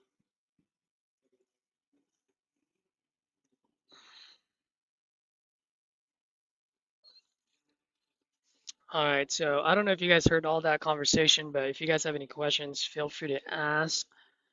I actually do want to take a little bit of a break and explain that. So a lot of times, if you look at it, it started off with son within the bad accident, being paralyzed, and he needs the money for all of that. So a lot of times, including myself for years, like you would see that as, oh, that's motivation, that's motivated. But as you can see, I mean, he really literally doesn't know about how all of those things are going to cost, or he is not motivated at all. I mean, he's still stuck on a price that, I mean, the market has spoken. He's had it on the market for over a year and no one's buying it. So still a little delusional, so which is fine.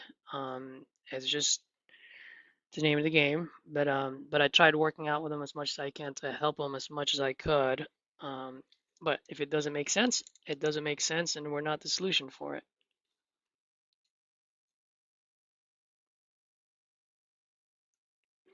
Let's see who else responded to us.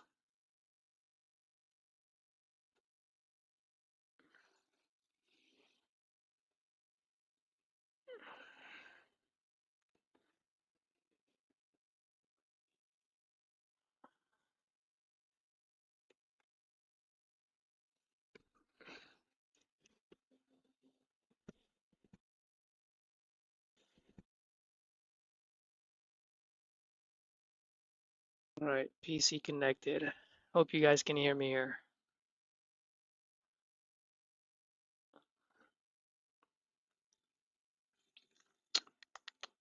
All right, let's see who's next. Daniel.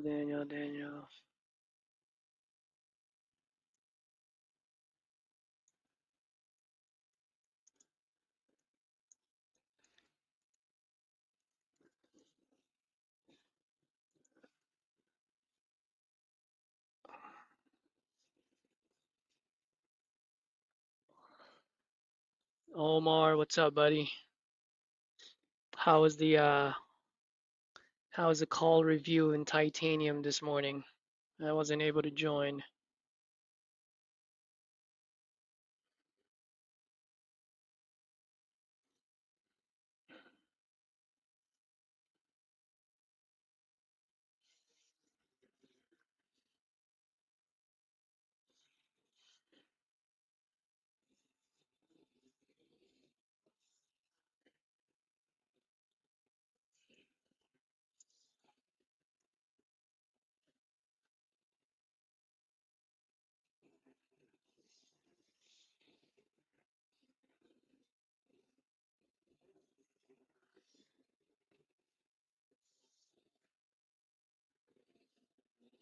All right, let me see. You guys have any questions here?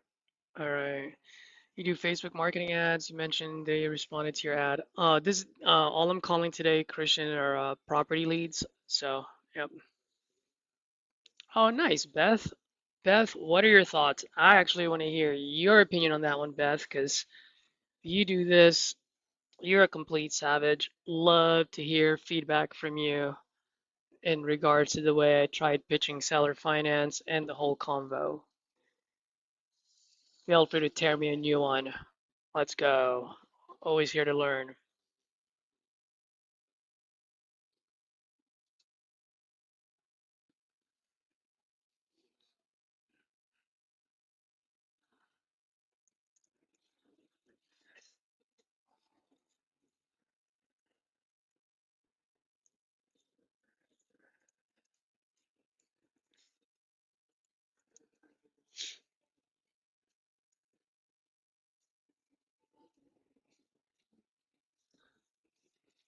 Beth, what do you mean yes? I didn't ask a yes or no question.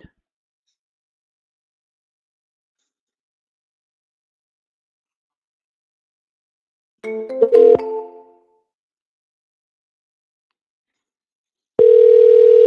that's loud. 6, Jesus. 6, 2, 6, 6,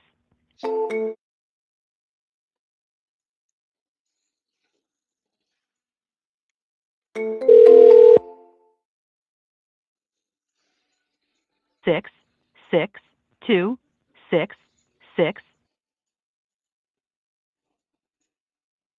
is not available. The mailbox is full and cannot accept any messages. Voicemail full.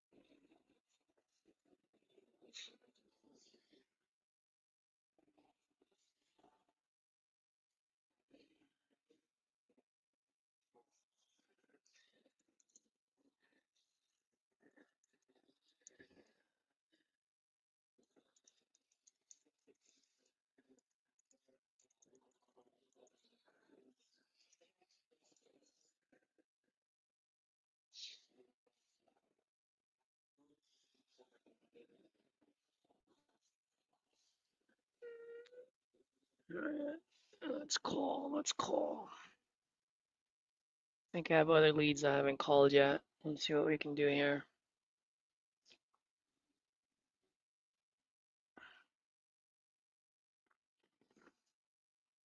Oh, yes.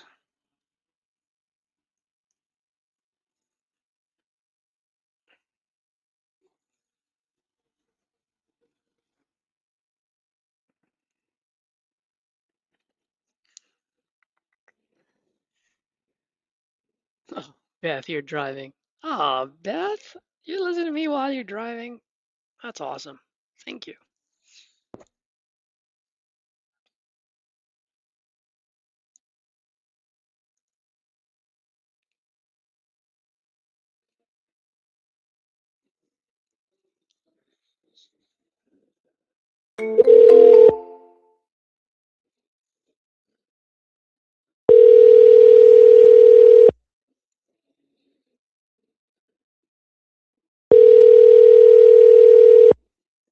Hello. Yes, may I speak with Holly? Huh? May I speak with Holly? You got around them? Oh, you guys own 808 East Baldwin? No. Oh, all right. Someone seems like someone filled out a form on my side and they don't own it, so okay. Did it. Ooh, I get to get a refund on this one.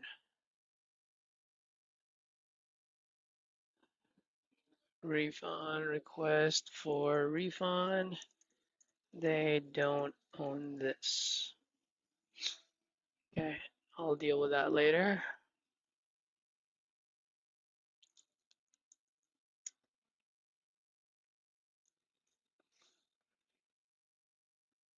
Vince, what do you say? Able to go back and read some of the older messages? What do you mean? Are you talking about on YouTube right now? Or not understanding your question, Vince? Did you drop something in the chat that I did not see, or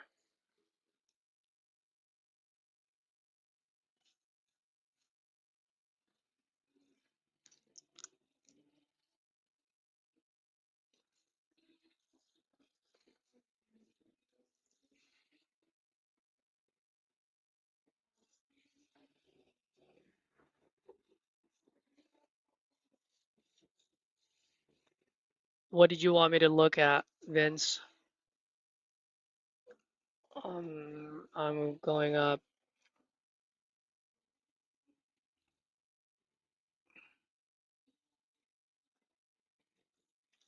All right, let's see.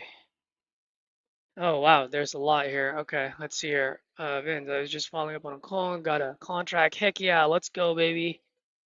Do an ovation. That is sweet. Why you would not do subject to, but you said right after you don't want problems with your LLC in those areas. So Christian, I think I answered that question. Um, I just don't have any buyers there, and when it comes to sub two and have to deal with the banks, I don't really trust a whole lot of buyers in the sub two community because most of them don't have deep pockets and most of them default, and I don't want to deal with it. That's why. Yeah, I said it. Um, Vince, what did you say? I mean, the medical field before the equipment. Yep. Yeah, I mean, the point is he did not want to answer any of those questions, and so how can I help? Um, Caleb, I do have buyers for mobile homes, so let me know. You can send it over to my you can send it to my website, the JV landing page. Give me 1 second. Um,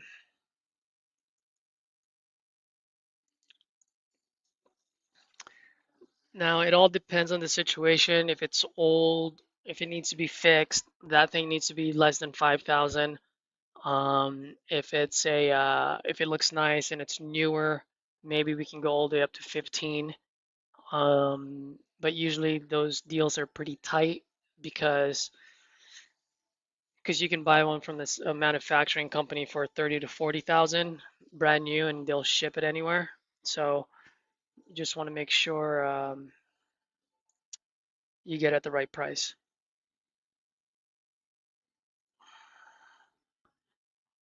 So here we go, Christian. So the reason why I don't want to tell him a price at first and reason and why it's reasonable for me because I didn't have a problem that I can solve yet. He didn't want to answer any of my questions. So I want to keep digging until I get it. Otherwise, there's no point to be talking about numbers. Um, that said, right? So I pushed him 5 times. So yes, at some point I hit him right there on 10, 10, and now he wants 50, and then he's just kind of going back and forth. And so I really don't like to give in right away because if I do, it makes no sense. You don't know what problem you're solving. Remember, when people are selling, they're selling because they're running away from pain or running towards pleasure, either trying to solve a problem or achieve a goal. Either way, I want to know what that is so I can help.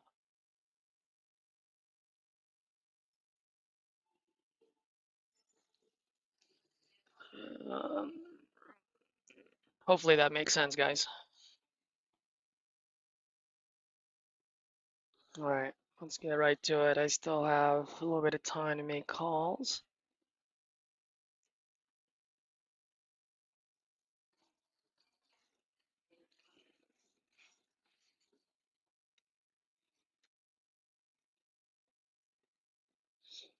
Holly, Holly, Holly.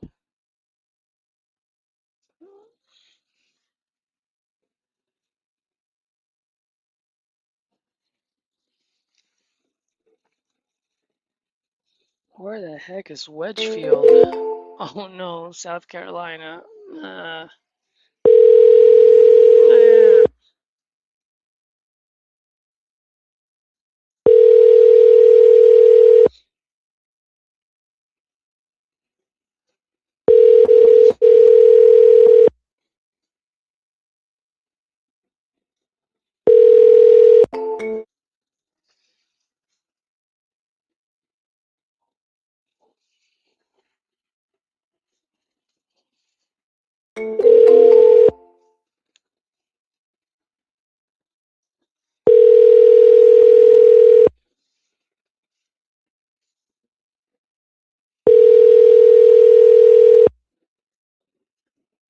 Caleb, what are you talking about? Talk to me.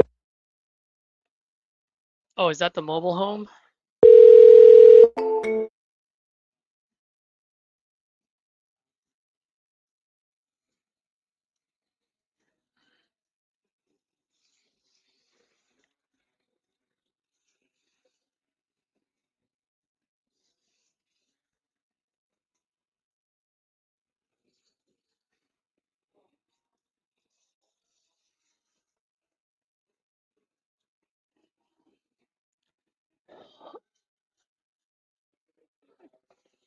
Caleb, that's pretty high, 28.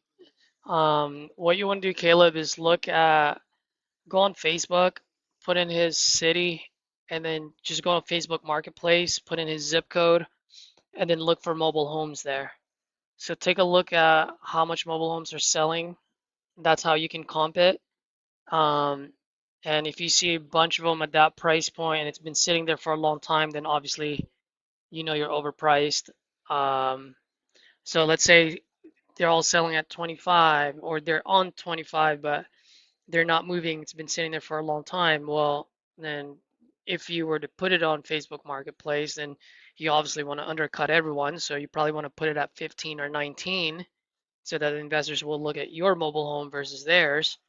So if that's the case, then you probably need this at 10 to 15. Does that make sense?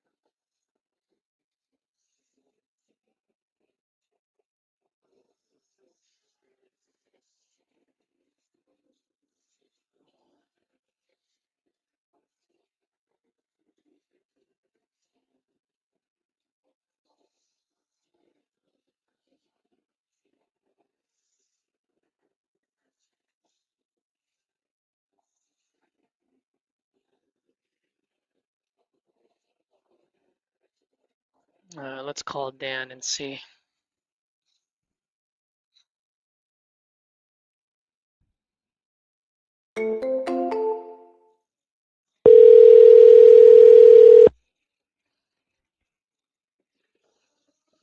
Hello, Hey, is this Dan? this is him. Hey, Dan, good morning. This is Caesar. You filled out a form on my site. Looks like you're looking to sell your property on a Prairie View. I did. Okay, is that still the case? What's that? You still looking to sell that property? Yeah. All right, great. I'm glad I called, man. How much you looking to get for it? Uh, I don't know. It appraised for a 95, so I was trying to get as close to that as I can. Okay. All right, let me pull this up. While I pull it up, can you tell me a little bit what you got going on over there? Okay. What do you need? Size and all that. Anything and everything you tell me, man. Anything about the property, anything what you got going on, what got you looking to sell, anything I can make a pretty good decision on this. It's a 2017 Clayton.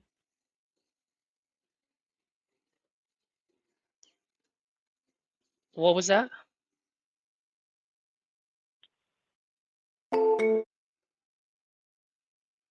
Wait, what the heck happened?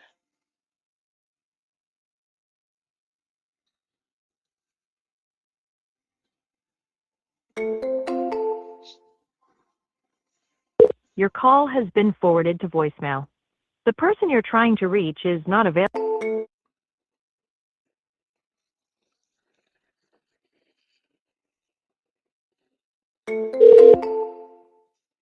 Your call has been forwarded to voicemail.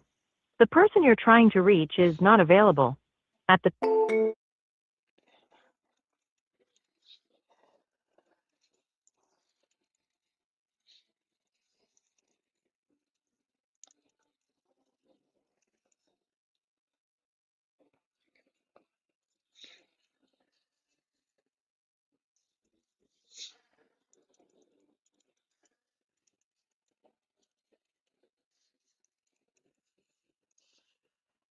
Oh, Steven. How long ago was that? Yeah, it was only 10 minutes ago.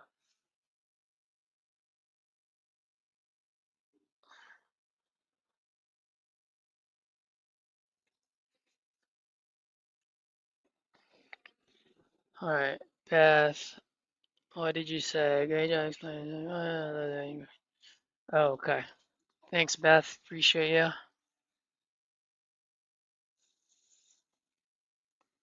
Beth, since you can type now, I'm assuming you're no longer driving.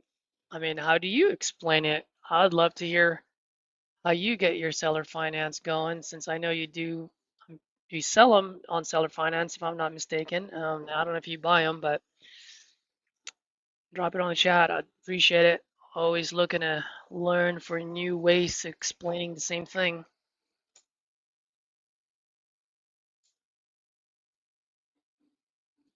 Okay, it's been 15 minutes now. Let's call this person again.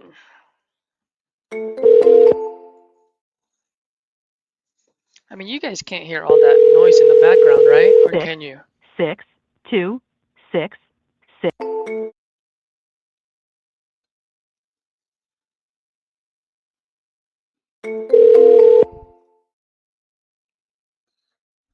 6, 6, 2, 6, 6, 8, 1.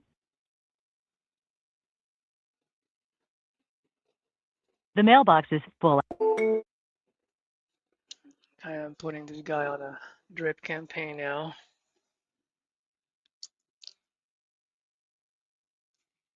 John, what's up, John? What's up, buddy?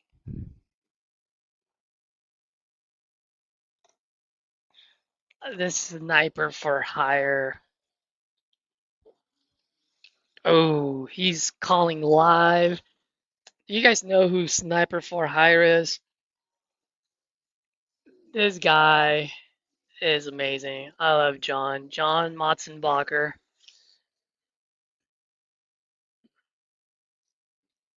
He's also another one-line assassin. He is the Sniper for Hire out of Fresno, California.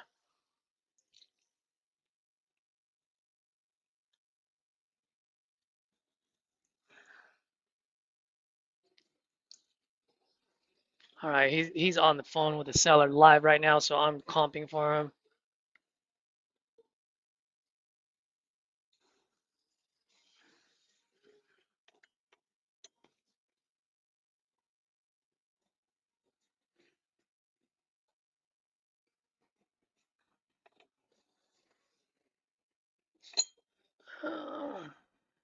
Let's see, 140. Ooh, this might work. 2.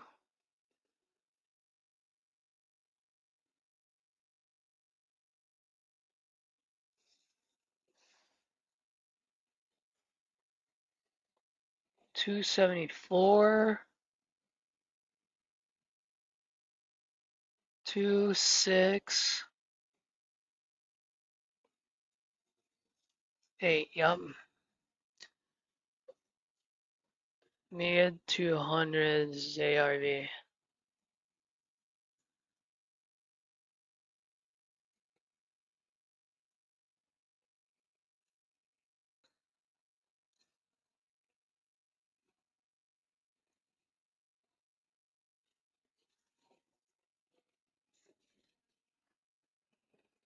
$275, can pump it up to $275 perhaps.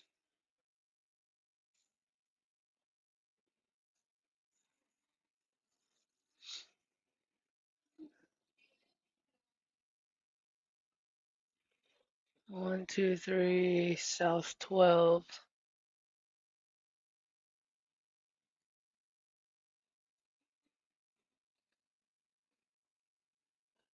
That was March of last year.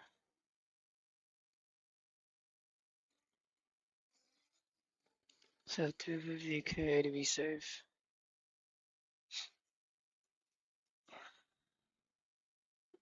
Let's freaking go.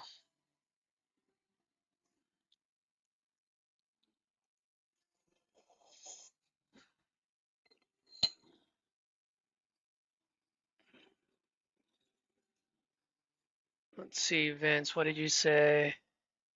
Accept the way to acknowledge you answered the question about. Oh, comping out of state, Vince. So I use PropStream. That's how I comp. Able to pull up information, look at the other properties that sold within the area. I tend to keep it within a quarter of a mile, half a mile, pretty much the same subdivision. If I have to go out, then I'll go out. Sometimes I like to keep it even inside and maybe just go back out instead of last 12 months or last 6 months. Let's go 12 months, last 16 months. Um, just so that way I can see like, hey, if the market has, you know, has softened and if things were selling for 200,000 last year, maybe this year would be like 175, 150. You kind of just gauge it and then I can also just like, okay, well, let's say within the last 12 months, but now let's go half a mile or a mile out, and then I'll see if that theory is the same as well.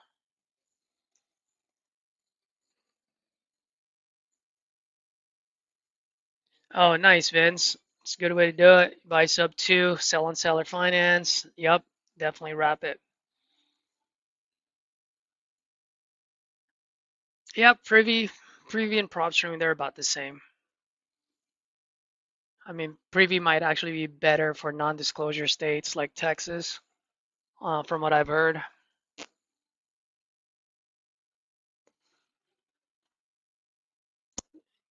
Let's see. All right, done, done, done.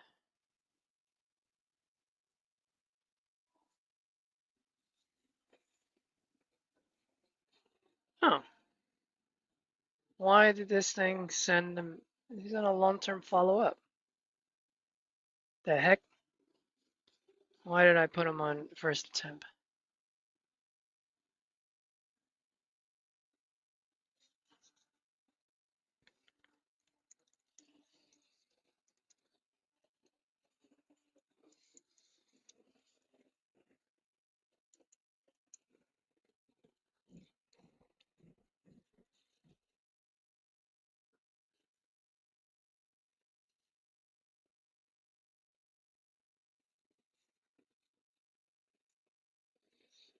All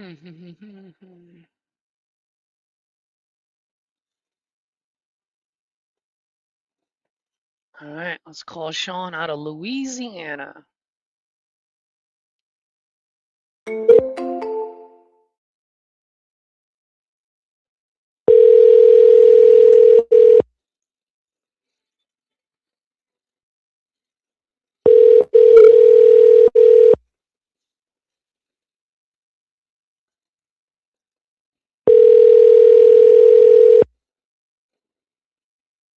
Telephone number 6626668.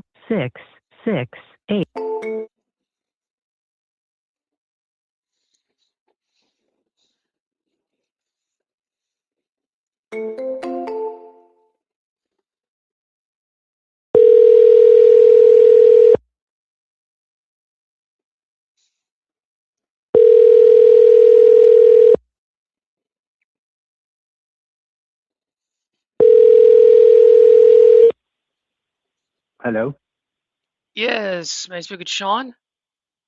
this is Sean. Hey, Sean, good afternoon. My name is Caesar, just calling by your property on Ninth Street out in Spring Hill. Looks like you filled out a form on my side a little bit ago. Are you still looking to sell that property? Yeah, about 60 days. Oh, okay. I'm glad I called then. I mean, how much are you looking to get for this? Well, I just bought it like 6 months ago, which was really bad timing that now we have to move because of medical stuff with our daughter. Oh man, Um, sorry to hear that. yeah, yeah, she got diagnosed with MS and is, struggling to do, the household stuff. So, we're gonna move in with her probably, I don't know, for a year or so. So, I don't need to leave my place vacant. I don't want to rent it. So I figure, yeah, just sell it. So 6 months ago we paid 170. So trying to 170. get my money back. Okay. And I just want to make sure the correct address. Is it 509 Ninth Street? That's what I thought. Okay. So, because you put 10, okay, so it's 10th Street. 509 10th Street, Northeast Spring Hill, Louisiana, right? All right. Let me pull this up. Oh man, first and foremost, man, sorry to hear that, and sounds like you're a great man because you're moving closer to your daughter. You got to do what you got to do, right? Yeah, yeah, it's about 8 hours away and we can't drive back and forth. Jeez. Man, did you buy this outright or Oh, yeah, I own it. I pay cash. pay cash? Okay. And it says it's a 2 bedroom, but it is now a 3 bedroom, 2 bath with a Oh, pool, in-ground pool. what'd you do to it? Uh, Did you create another bedroom? well, yeah, I mean, it had 2 living rooms. So we turned one of the living rooms into a bedroom. We just basically had a closet put in there. Uh-huh. So it could be a bedroom. Okay. Well, let me ask you, I mean, I mean, I'm seeing the pictures. So I'm assuming these are the pictures from when you bought them 6 months ago. Um, I mean, ever thought of maybe putting it up on a market with a realtor? Well, yeah, I mean, I thought I would, go this route first and then, yeah, I'll put it out on the market. But no, I'm not getting a realtor. I'm just going to pay for the MLS and, have it listed that way. But, yeah, these realtors just gouge you. Yeah, well, one thing I always say nowadays that realtors are good for two things now, at least the majority of them. Some of them are actually really good, but the majority of them, they're only good at sticking a sign on your yard and dancing on TikTok nowadays, apparently. Yeah. You know? So, Um, yeah. yeah, I mean, the reason why I asked that, my friend, is that, I'm always fully transparent with folks. I am an investor. So, if anything, I would have to buy it lower than market price just because I got to be able Yeah, to I keep the lights realize on, that. right? So Yeah. if I offer speed and convenience, and if speed and convenience is what you value, and if that's going to help you get closer to your daughter quicker, then I'm your guy. But if you're looking for maximum value, then I'm just letting you know I'm not going to be your best solution, right? I may All be your right. Well, easy button, but not a okay. best solution, Okay. Okay. Throw a number at me. you know? Um, well, I mean, let me ask you this. If you were to put this on the market, how much are you going to put it on the market for? Oh, I'm going to put it on the market for 170. Yeah, so here's the thing. If I can, let's say I put it on the market for 170 and I take the risk on sitting on it for how many months and I don't put any money into it, I mean, I will be paying closing costs twice, plus I will be hiring a realtor later on. I mean, if I were to make any offer on this one, it would be like in the low 100s, just from an Low investment one. point of view. Yeah, like how low? I am pretty low because I'm gonna have about 20, $30,000 of expenses right off the bat, right off the bat. Um, and if I'm writing out a, more than $100,000 check, I just need to see not a home run, but at Yeah. least a first base. So I would be Yeah. like in the low 100s on that. I mean, is that something that would help you out at all, or what's your situation? No, I'd go down to 150. That's probably about my rock bottom. 150. Yep. Yeah. So that's when I want to put it out for 170. So I got some playroom. I figure I could get 160 on the market. So for you, 150, you could turn around and make 20 grand. Yeah, the only thing is if I buy it off of you, just to let you know, if I buy it off you at 150, um, with nothing, let's say I don't put anything into it because like you said, you just bought it 6 months ago and you even added a room on there. If I buy it off you at 150 after all my closing costs, realtor fees, and holding costs, my all-in number is 170. 170,400 to be exact. So I would actually be negative $400 on that one if I can sell it for 170. So if I sell it Yeah, for well, less than that, or like you said, if it can only sell for 160, then I'd be negative 10, you know? yeah, well, I don't know who you're dealing with, but it sounds like they're gouging you because, no, I mean, really, 24,000, over $20,000 for a realtor Oh and no, closing costs. that's just not realtor fees and closing costs. I mean, I have holding costs too. Um, those are anything from taxes, insurance to cost of capital. All If right. it sits on the market for Okay. 6 months, you know what I mean? Like, I mean, I'm not trying to argue with you in any way, shape, or form. I'm just letting you know. That's why I was Yeah. upfront to begin with. You know what I mean? Yeah. If for All some right. reason you do need something quick, like I said, let me know. If you need to move, but let's say, hey man, if you can, one other way that I can help is I do novations. I don't know if you've ever heard of it. And I only offer novations for folks like, let's say, in your case, where you're going to be out of town, you don't really have time to manage, even if it's a for sale by owner. Then I can actually handle all the marketing, management, maintenance of moving it on the market. And I'm not a realtor or anything, but I will put it on the market. And then at that point, obviously I do have to get paid a little bit, not a lot, but at least Okay. you get to take Okay. care of what you All need to right. take care Well, of. okay. Yeah. It sounds like we're done. Why don't you give me a call in a month and see where I'm at? Yeah, no problem, man. I'll shoot you a text, and if you want to talk to me, just reply back. If not, you don't need to respond. And what I'll do is I'll have my CRM maybe shoot you a hello text once a month just to see how things are going. Okay. Sounds great. All right, Sean, have a good one. All right, long-term follow-up.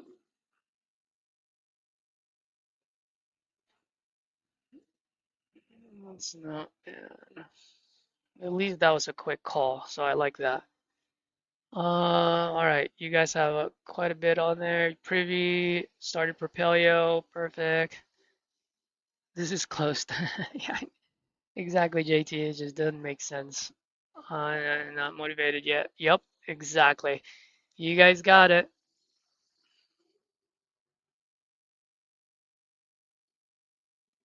Let's see.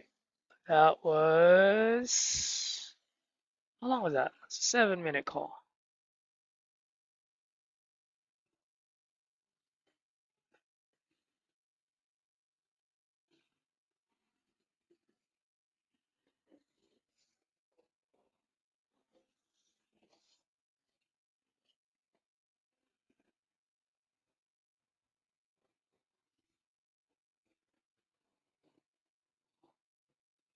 What happened to this one? Did I send out a contract? No.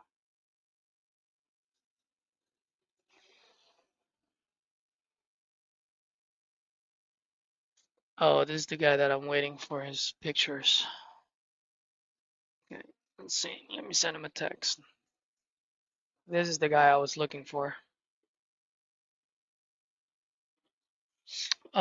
Vince, my long-term follow-up is very simple. It's literally just one text a month saying, hello, are you still looking to sell? So one of the things you can do is you can put it on ChatGPT and just say, hey, chat, give me, 16 versions of asking, are you still looking to sell 123 Main Street?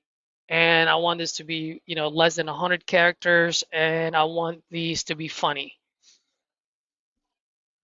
and direct to the point.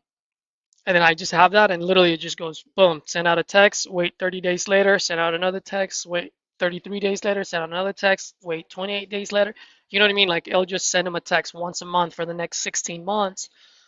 And at the end of the day, life changes, things happen, and all it takes is one life event. It's like, hey, I remember that guy. He keeps texting me.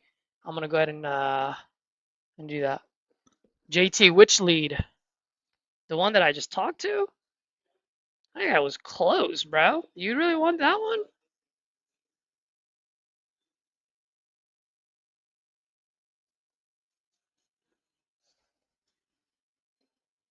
Hey, Sick Mac. No, absolutely not, man. You can definitely JV with me.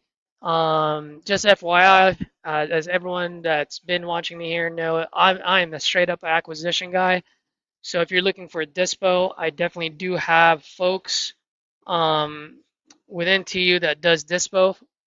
So on that end, we can definitely JV as well. Depending on how much work I do, it will depend on what the cut is. But if I'm just connecting, then it'll be 50% your way, or 50 to 40 to 50% your way, 10% for me, and then 40% to the 40 to 50 to the dispo house.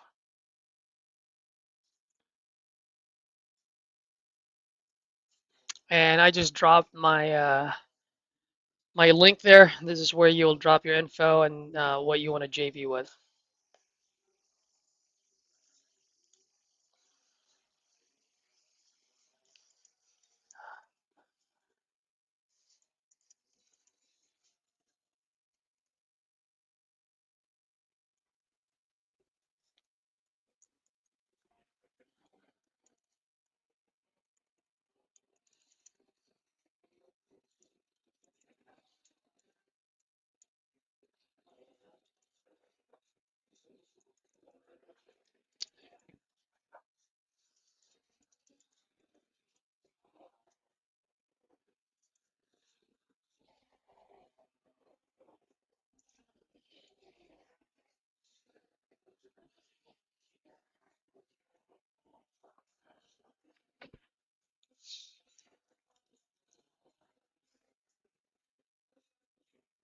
Jason, who is the guy that I called, that I talked to? I need to know the name so I can send it over to you.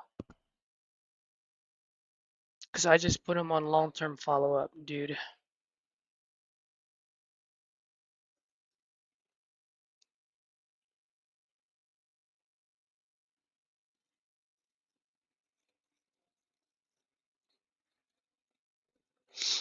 Ooh, do I have it? Ooh, was I supposed to call someone around this time?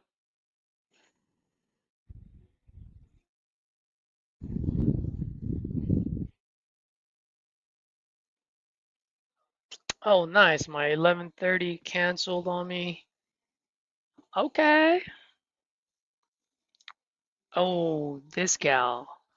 All right, guys. I think this is it. This is going to be my second contract sent and my first contract signed for the day. Let's make this shit happen. Let's fucking go.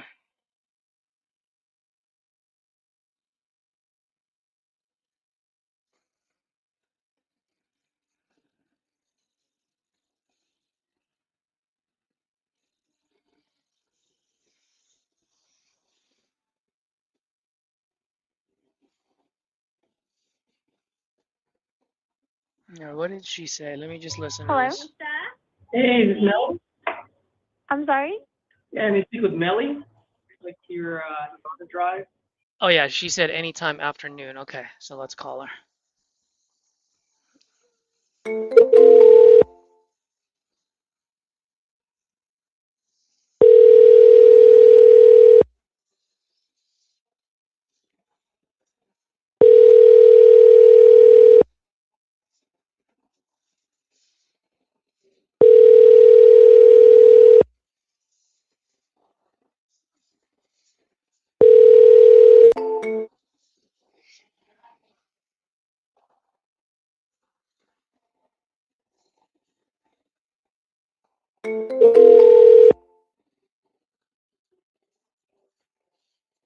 Hello?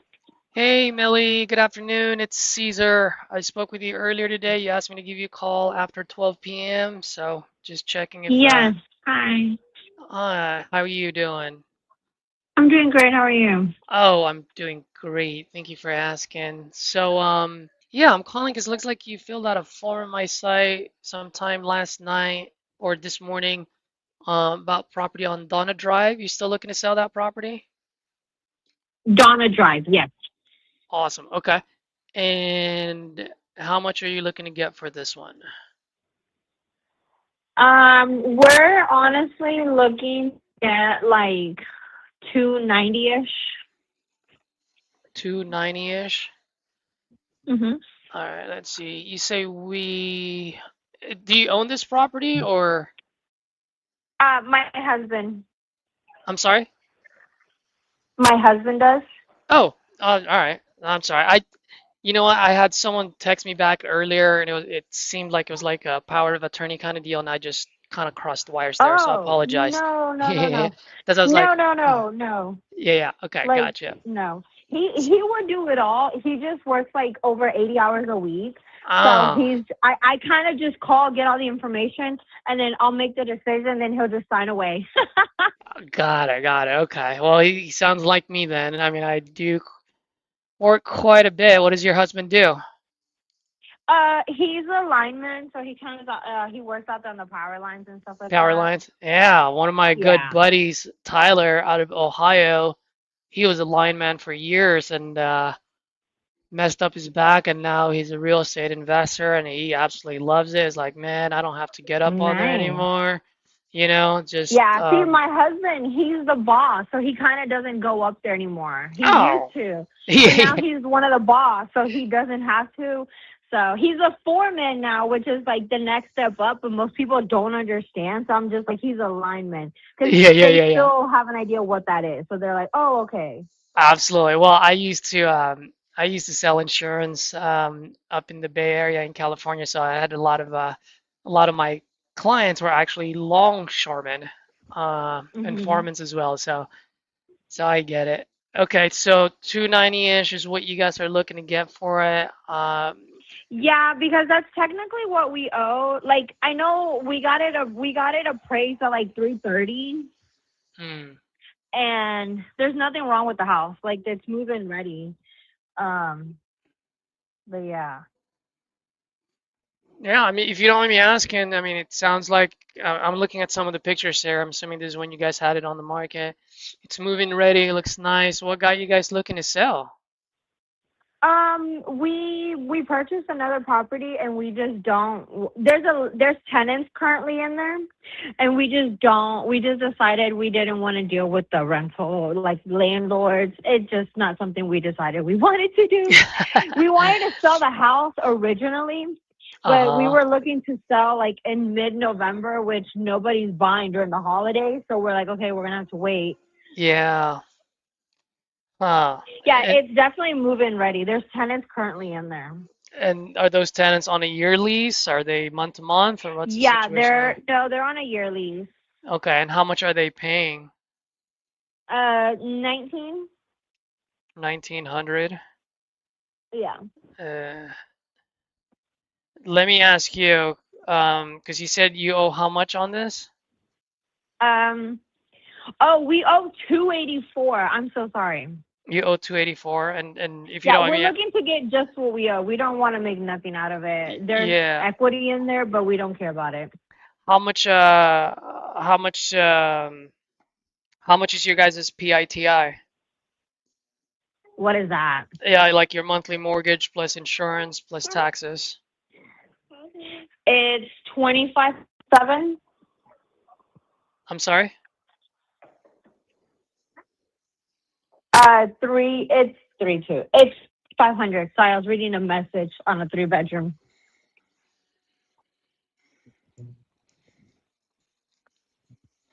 Oh, that doesn't go there.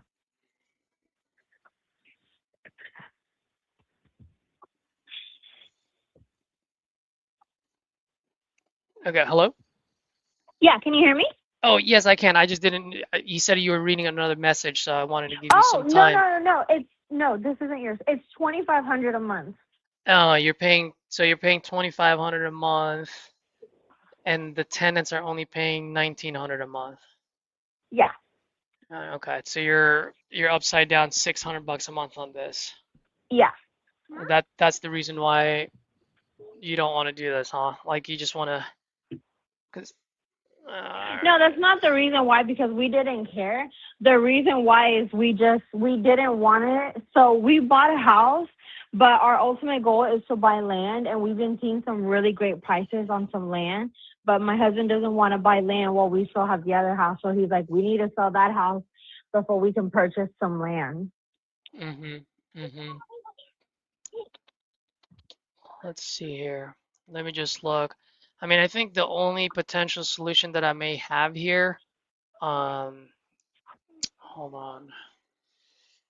Well, actually, can I ask you a quick question? Because it looks like you guys had it on the market last year, late last we year. did. What were the feedbacks that you guys got from people that walked it?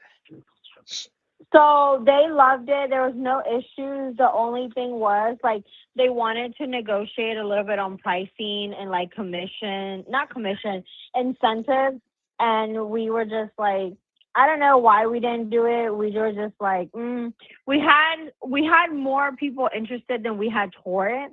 It's a really nice property. There's nothing majorly wrong with it. Obviously, like we fixed it up and we've added a lot of stuff to it. We just didn't at that time. I don't know. We kind of just went and listened to the realtor, and now we're just kind of like, fuck, we should have just sold it. And even if we would have paid out of pocket, we should have just done that. Yeah. Well, let me ask you this. I mean, because paying for this at that price point on a straight up cash deal, there's just not much equity, or there's not much upside potential from an investor's point of view. Okay. Unfortunately. Now, you did mention that you guys just want to get this thing out of your hands so that you guys can buy the land that you guys want. Yeah. Would you be open to maybe selling this to me like on a subject to? What does that mean? So what that means is that, if the numbers make sense, or, if I feel like there's enough equity in the future, I'll buy it subject to the existing loan, meaning I will now start making all those monthly payments. I will be upside down $600 a month, pretty much, right? But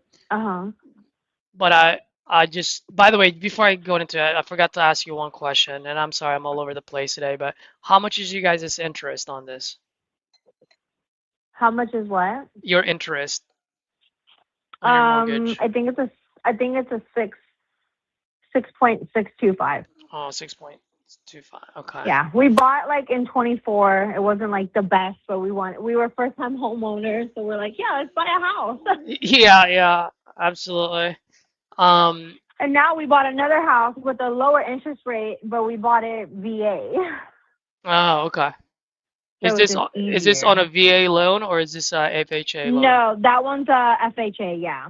Okay, all right. So this is not part of you guys' entitlement or anything like that at all. It's what? It's not part of your entitlement, like from the VA perspective. I don't know if you know. No, I don't think so. No. Okay. So question for you, and I'm gonna have to see if it would even make sense, but I want to see if you and your husband would be open to it.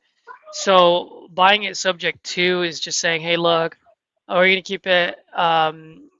We're gonna start making the monthly payments of that mortgage. So every month I'll make the payment to the bank. I'm sorry. Your dog's barking and my dog's barking, and I have my kids in the background. I'm trying to understand. What? Yeah, can you hear me now? Yeah, I can hear you. Like, I can hear you, but I hear you. We both have dogs. I know. I apologize. It's okay. I get it. Yeah, so what we'll do is that we'll buy it subject to the existing loan. So what that means is that we will actually start making the monthly payments for you folks. So I'll make the monthly payments. I'll take care of the tenants and the toilets. So if anything goes wrong with the house, I'm responsible for it. When the market gets better and it's time for me to refinance or sell it, then obviously that note gets paid first. That what? So so when I refinance or when I sell it, then that Uh-huh. note gets paid first. I'm buying it subject to the existing loan.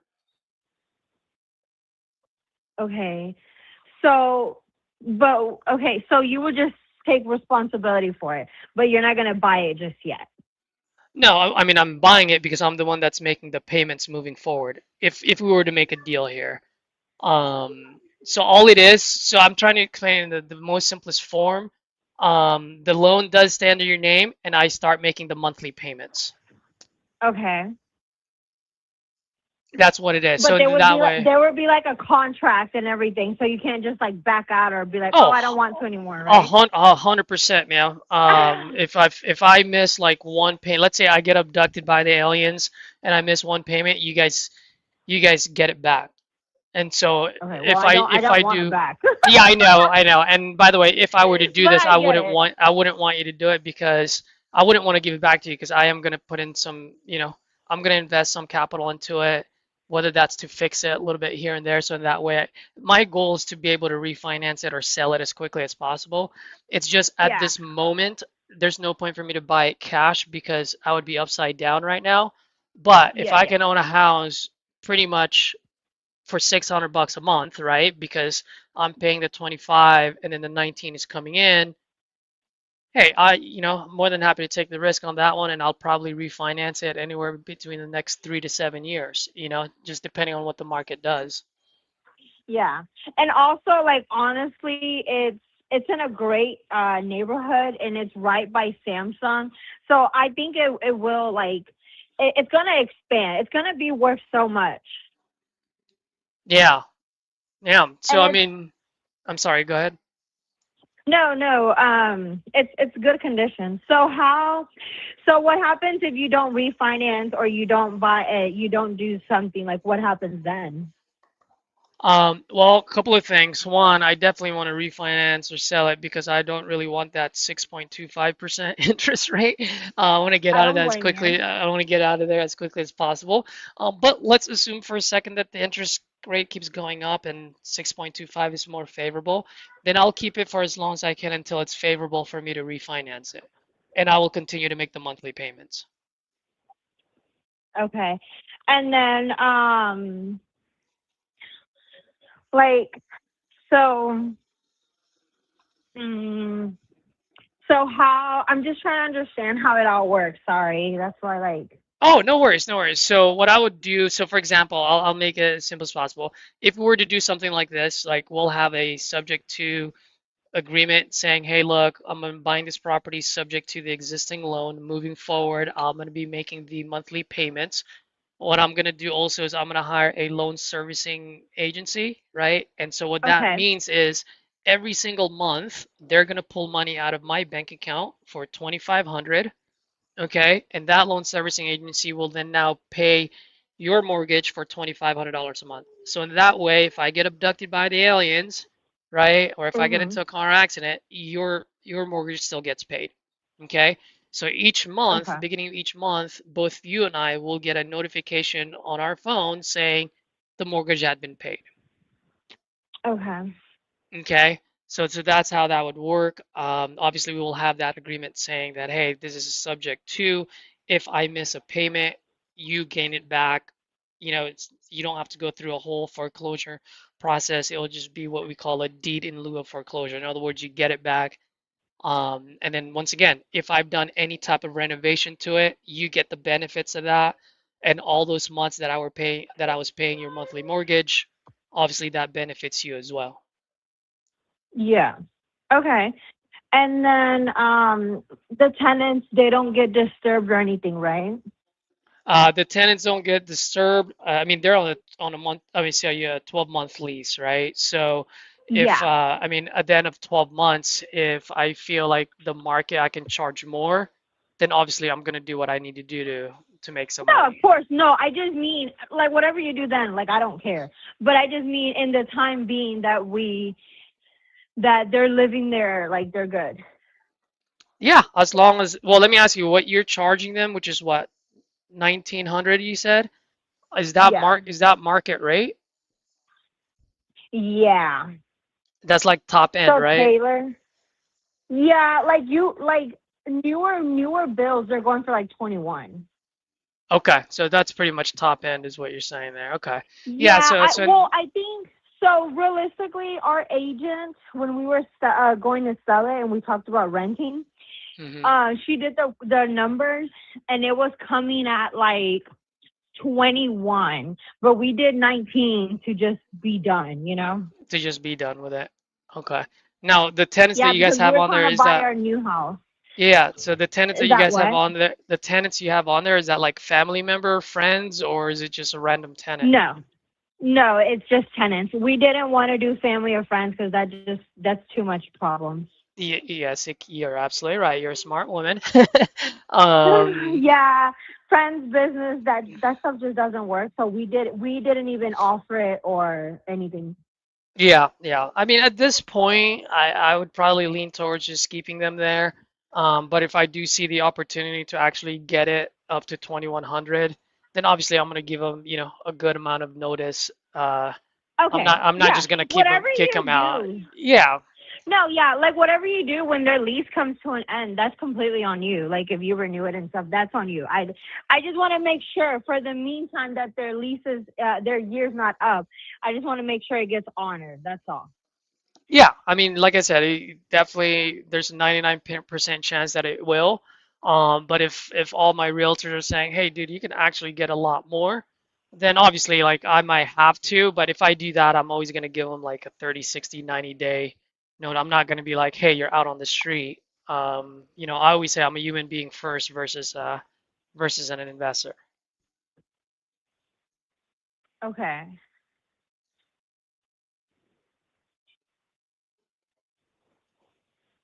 Okay. And then when would you like when would the house be fully transferred over to you? What do you mean? Like when do you buy the house to your name or resell it or what do you do? Like how does that work? So Okay, the debt's so not under my husband anymore. once I refinance or sell it. So when does that happen? Okay. When the market changes and when the market is better. I mean, Okay. if the market changes this year and all of a sudden the interest rate drops to 4%, well, guess what? I'm gonna refinance it. I'm not gonna keep Of I'm not course. gonna keep the Well, honestly, 6.25 if I can go to realistically, 4, the you know. interest rates have dropped. Hmm. So it doesn't benefit us to refinance. Yeah, I mean, if it benefits me to refinance it now, I mean, at the end of the day, the number's it's gonna have to make sense because I want to make sure that I capture the equity, right? So right now, even if the interest rate is low, but I don't have any equity on it, like I said, it's just gotta have to make sense on if I refinance, how much is my monthly? Is it gonna come down? If it's gonna come down, then obviously I'm gonna refinance as Of well. course. I just can't give you exactly a time frame because I just don't know what the market is gonna do. No, and realistically, I don't care. As long as somebody else is responsible for it in that time, I don't care.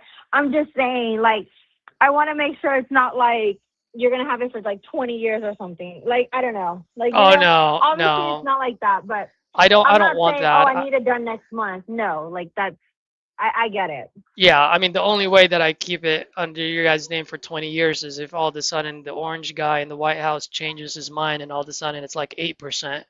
Well, Yeah, that obviously I'm would gonna just keep suck. it. Yeah, but otherwise, usually when I do this, I usually just wait for 2 cycles. So anywhere within 7 to 10 years, usually that's 2 cycles in the real estate game, so that gets me enough time to be able to maneuver. Does it mean I will wait all the way till 10 years out? No, like I said, if it happens in the next 3 years, then it happens in the next 3 years. If it happens next year, then it happens next year. Yeah. Okay. And so obviously it'll still be under my husband's name. So if my husband goes and does something, that house shows on there, like that shouldn't affect them though, because it's being paid and everything. So there shouldn't be any issues. Yeah, you're talking about like your debt to income ratio. Yeah. Yeah, it wouldn't, because then we can always just show it as like kind of like a lease to own, for example. At the end of the day, I'm paying, so it's no longer like your guys's, like you're not paying that Yeah. monthly payment, right? So if you say, hey, this guy is paying my mortgage, not me, then they're gonna be like, oh, okay, so that means you have free $2,500. Yeah. Okay. And then another question, because it hasn't came in yet. We're waiting for it to come in. The escrow for the houses, because we no longer have it. What is it called? Oh my God, what is that thing called? Oh my God, what is that called? To stop your home from going up. It's right here. Oh no, it's not right there. Where is it? Homestead. Okay. Because we can only have homestead on one property. Okay. So when the homestead comes up, like what happens then? That is actually a very good question. I haven't had that question. Let me get back to you on that one. I don't want to give you a wrong information on this. Yeah, because the homestead's going to go up. I can call them and see if it's been out, but the property is probably going to go up. Yeah, that's a very good question. Let me get back to you on that one.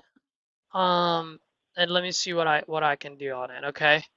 Yeah. I'll be completely honest. Like, if you hold on to the property and you don't even have to do a lot of stuff to it because it's in good condition, has a new roof, new appliances, new flooring. We remodeled a lot. We painted a lot. Like, when their lease is up, it can be sold.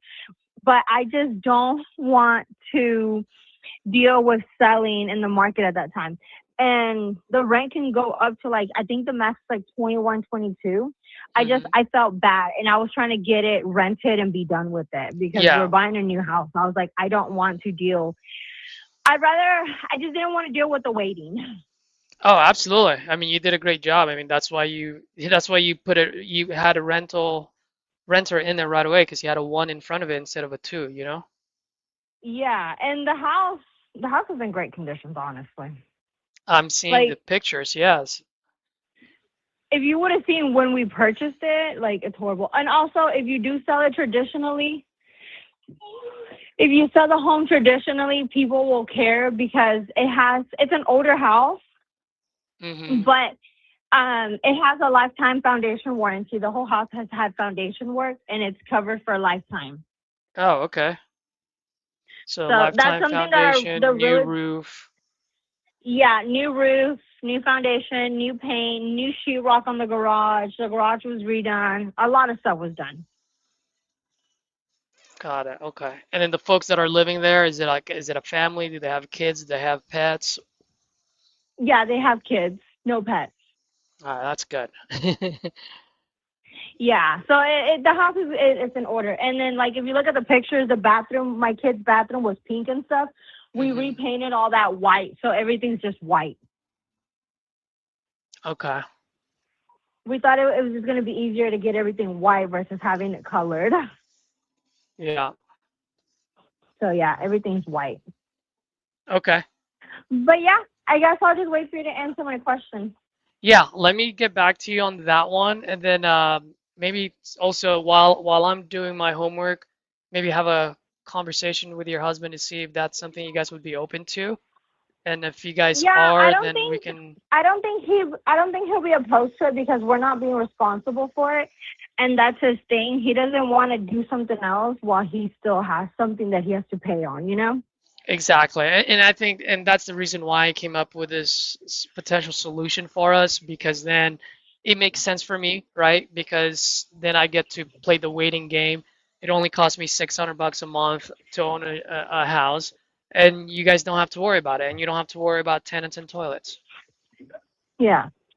And I'll tell you what, like, as long as you talk to them, like, I'm sure, like, you can. I'm sure they knew, they'll probably work it out to where the contract can end earlier, so that way you have time to sell it. Because once it gets sold in a good market, it'll sell. Our thing, we had uglier, smaller houses in our neighborhood sell faster. Yeah. We just decided to buy at the wrong time. Yeah. We decided to buy and sell at the wrong time, so that was our mistake. But hey, it happens. Absolutely, I know what you mean. All right, so let me do my homework. You do yours, and then let's reconvene maybe sometime later today, if not tomorrow morning.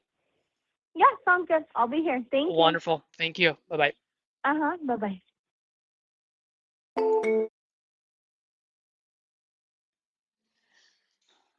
Let me just send her a quick text, guys.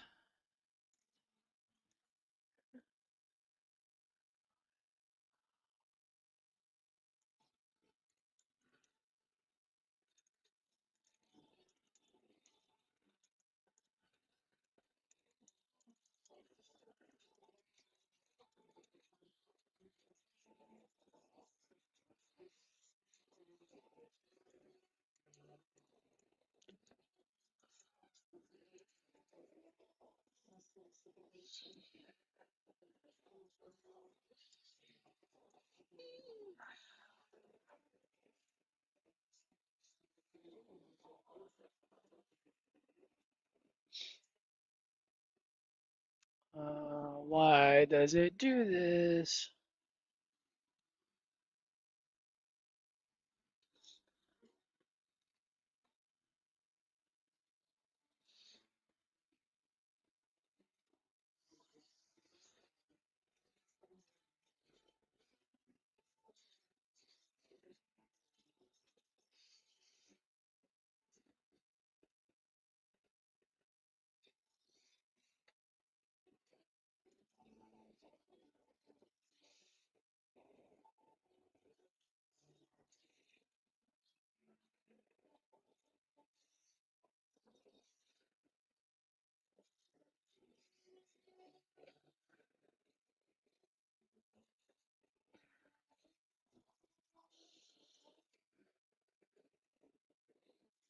Oh, that's right. I forgot to ask her for the.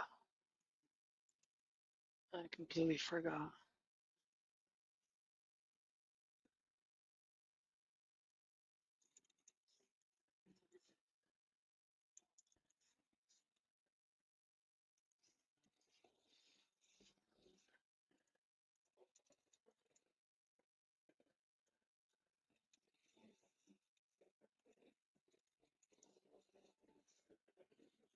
Most recent mortgage statement.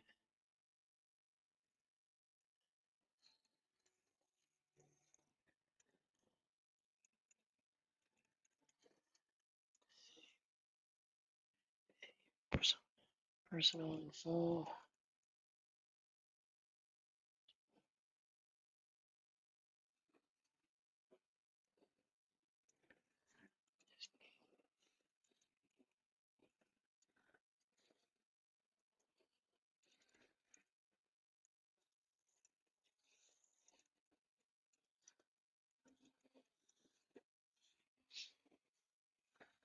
All right, so I just asked her for the pictures and also for the copy of her most recent mortgage statement. All right, guys. I told myself I was going to do acquisition for 3 hours today because I've got other things I got to take care of. We might have a potential sub 2 here. I was able to send out a contract. I bought a total of 8 leads today. Sent out a contract, potentially this one if I decide to take this down myself, or if there's someone in within tier that would want to take a look at this deal and see if it would make sense. Other than that, I'm gonna go ahead and continue to buy more leads when we need to. Um, Before I leave, do you guys have any questions, any concern, any feedback? Drop it on the chat so I can answer any of your folks' questions before I get off. And if you don't, if you guys can comment assassin in the comments, that would be great. Or my little ninja emoji, that would be great. But most importantly, guys, if whatever golden nugget that you got today, key takeaways, I'd really appreciate it if you drop it in the comments. So in that way, any new wholesaler that may come across my channel, they can see what they can learn from this and use that to be able to close their first deal. So, read the chat. What did you say, Vince? What do you want me to read? Always make it clear. Yeah, I made it clear that it stays under their name. That's why she kept asking on That's why she kept asking on how long you will stay under her husband's name. Is that what you wanted me to say? Will I wholesale it or keep it? I may keep it. Actually, if one of my brothers want it, we'll keep it with his family, or I may wholesale it. We'll see. Up more. Which one do you want me to? Just tell me which one. If they're down for sub 2, are you talking about this one? I would novate it and list it and offer owner financing the listing and try to find a wrap buyer. That may be a potential solution there. That is a potential solution. I'm not really into all that creative stuff just because I do have that hedgehog concept, but I do have other folks that do this, so I will definitely look into that. What markets do you dispo yourself in? So I've got some buyers in Ohio, like Toledo, Dayton. I also can dispo in Alabama, Birmingham, Mobile. Where else do I have? I have some in Ocala, Florida. I've got some in New York. So there's just a little bit all over the place. It's just all the conversations I've had, just calling sellers and they end up being buyers and just been communicating with them. Indiana as well. So definitely got a buyer for South Bend. Now you guys see Beth on here. Beth buys a lot in Chicago and St. Louis. So if you guys have any properties in Chicago, not just Chicago, in Illinois, and St. Louis, and if it's under $50,000 and it's livable, send it over to Beth Buys Houses. She's absolutely amazing. Her and her husband Judd, they will be your end buyer for that. Cool. Hopefully I answered all your questions, Vince. And guys, till next time. Once again, drop your key takeaway in the comments, not in the chat, but in the comments, and that way a new wholesaler can come across this channel and use the key takeaways that you guys got today to help them close their first deal. Till next time, folks, speed and volume, speed and volume. Let's go.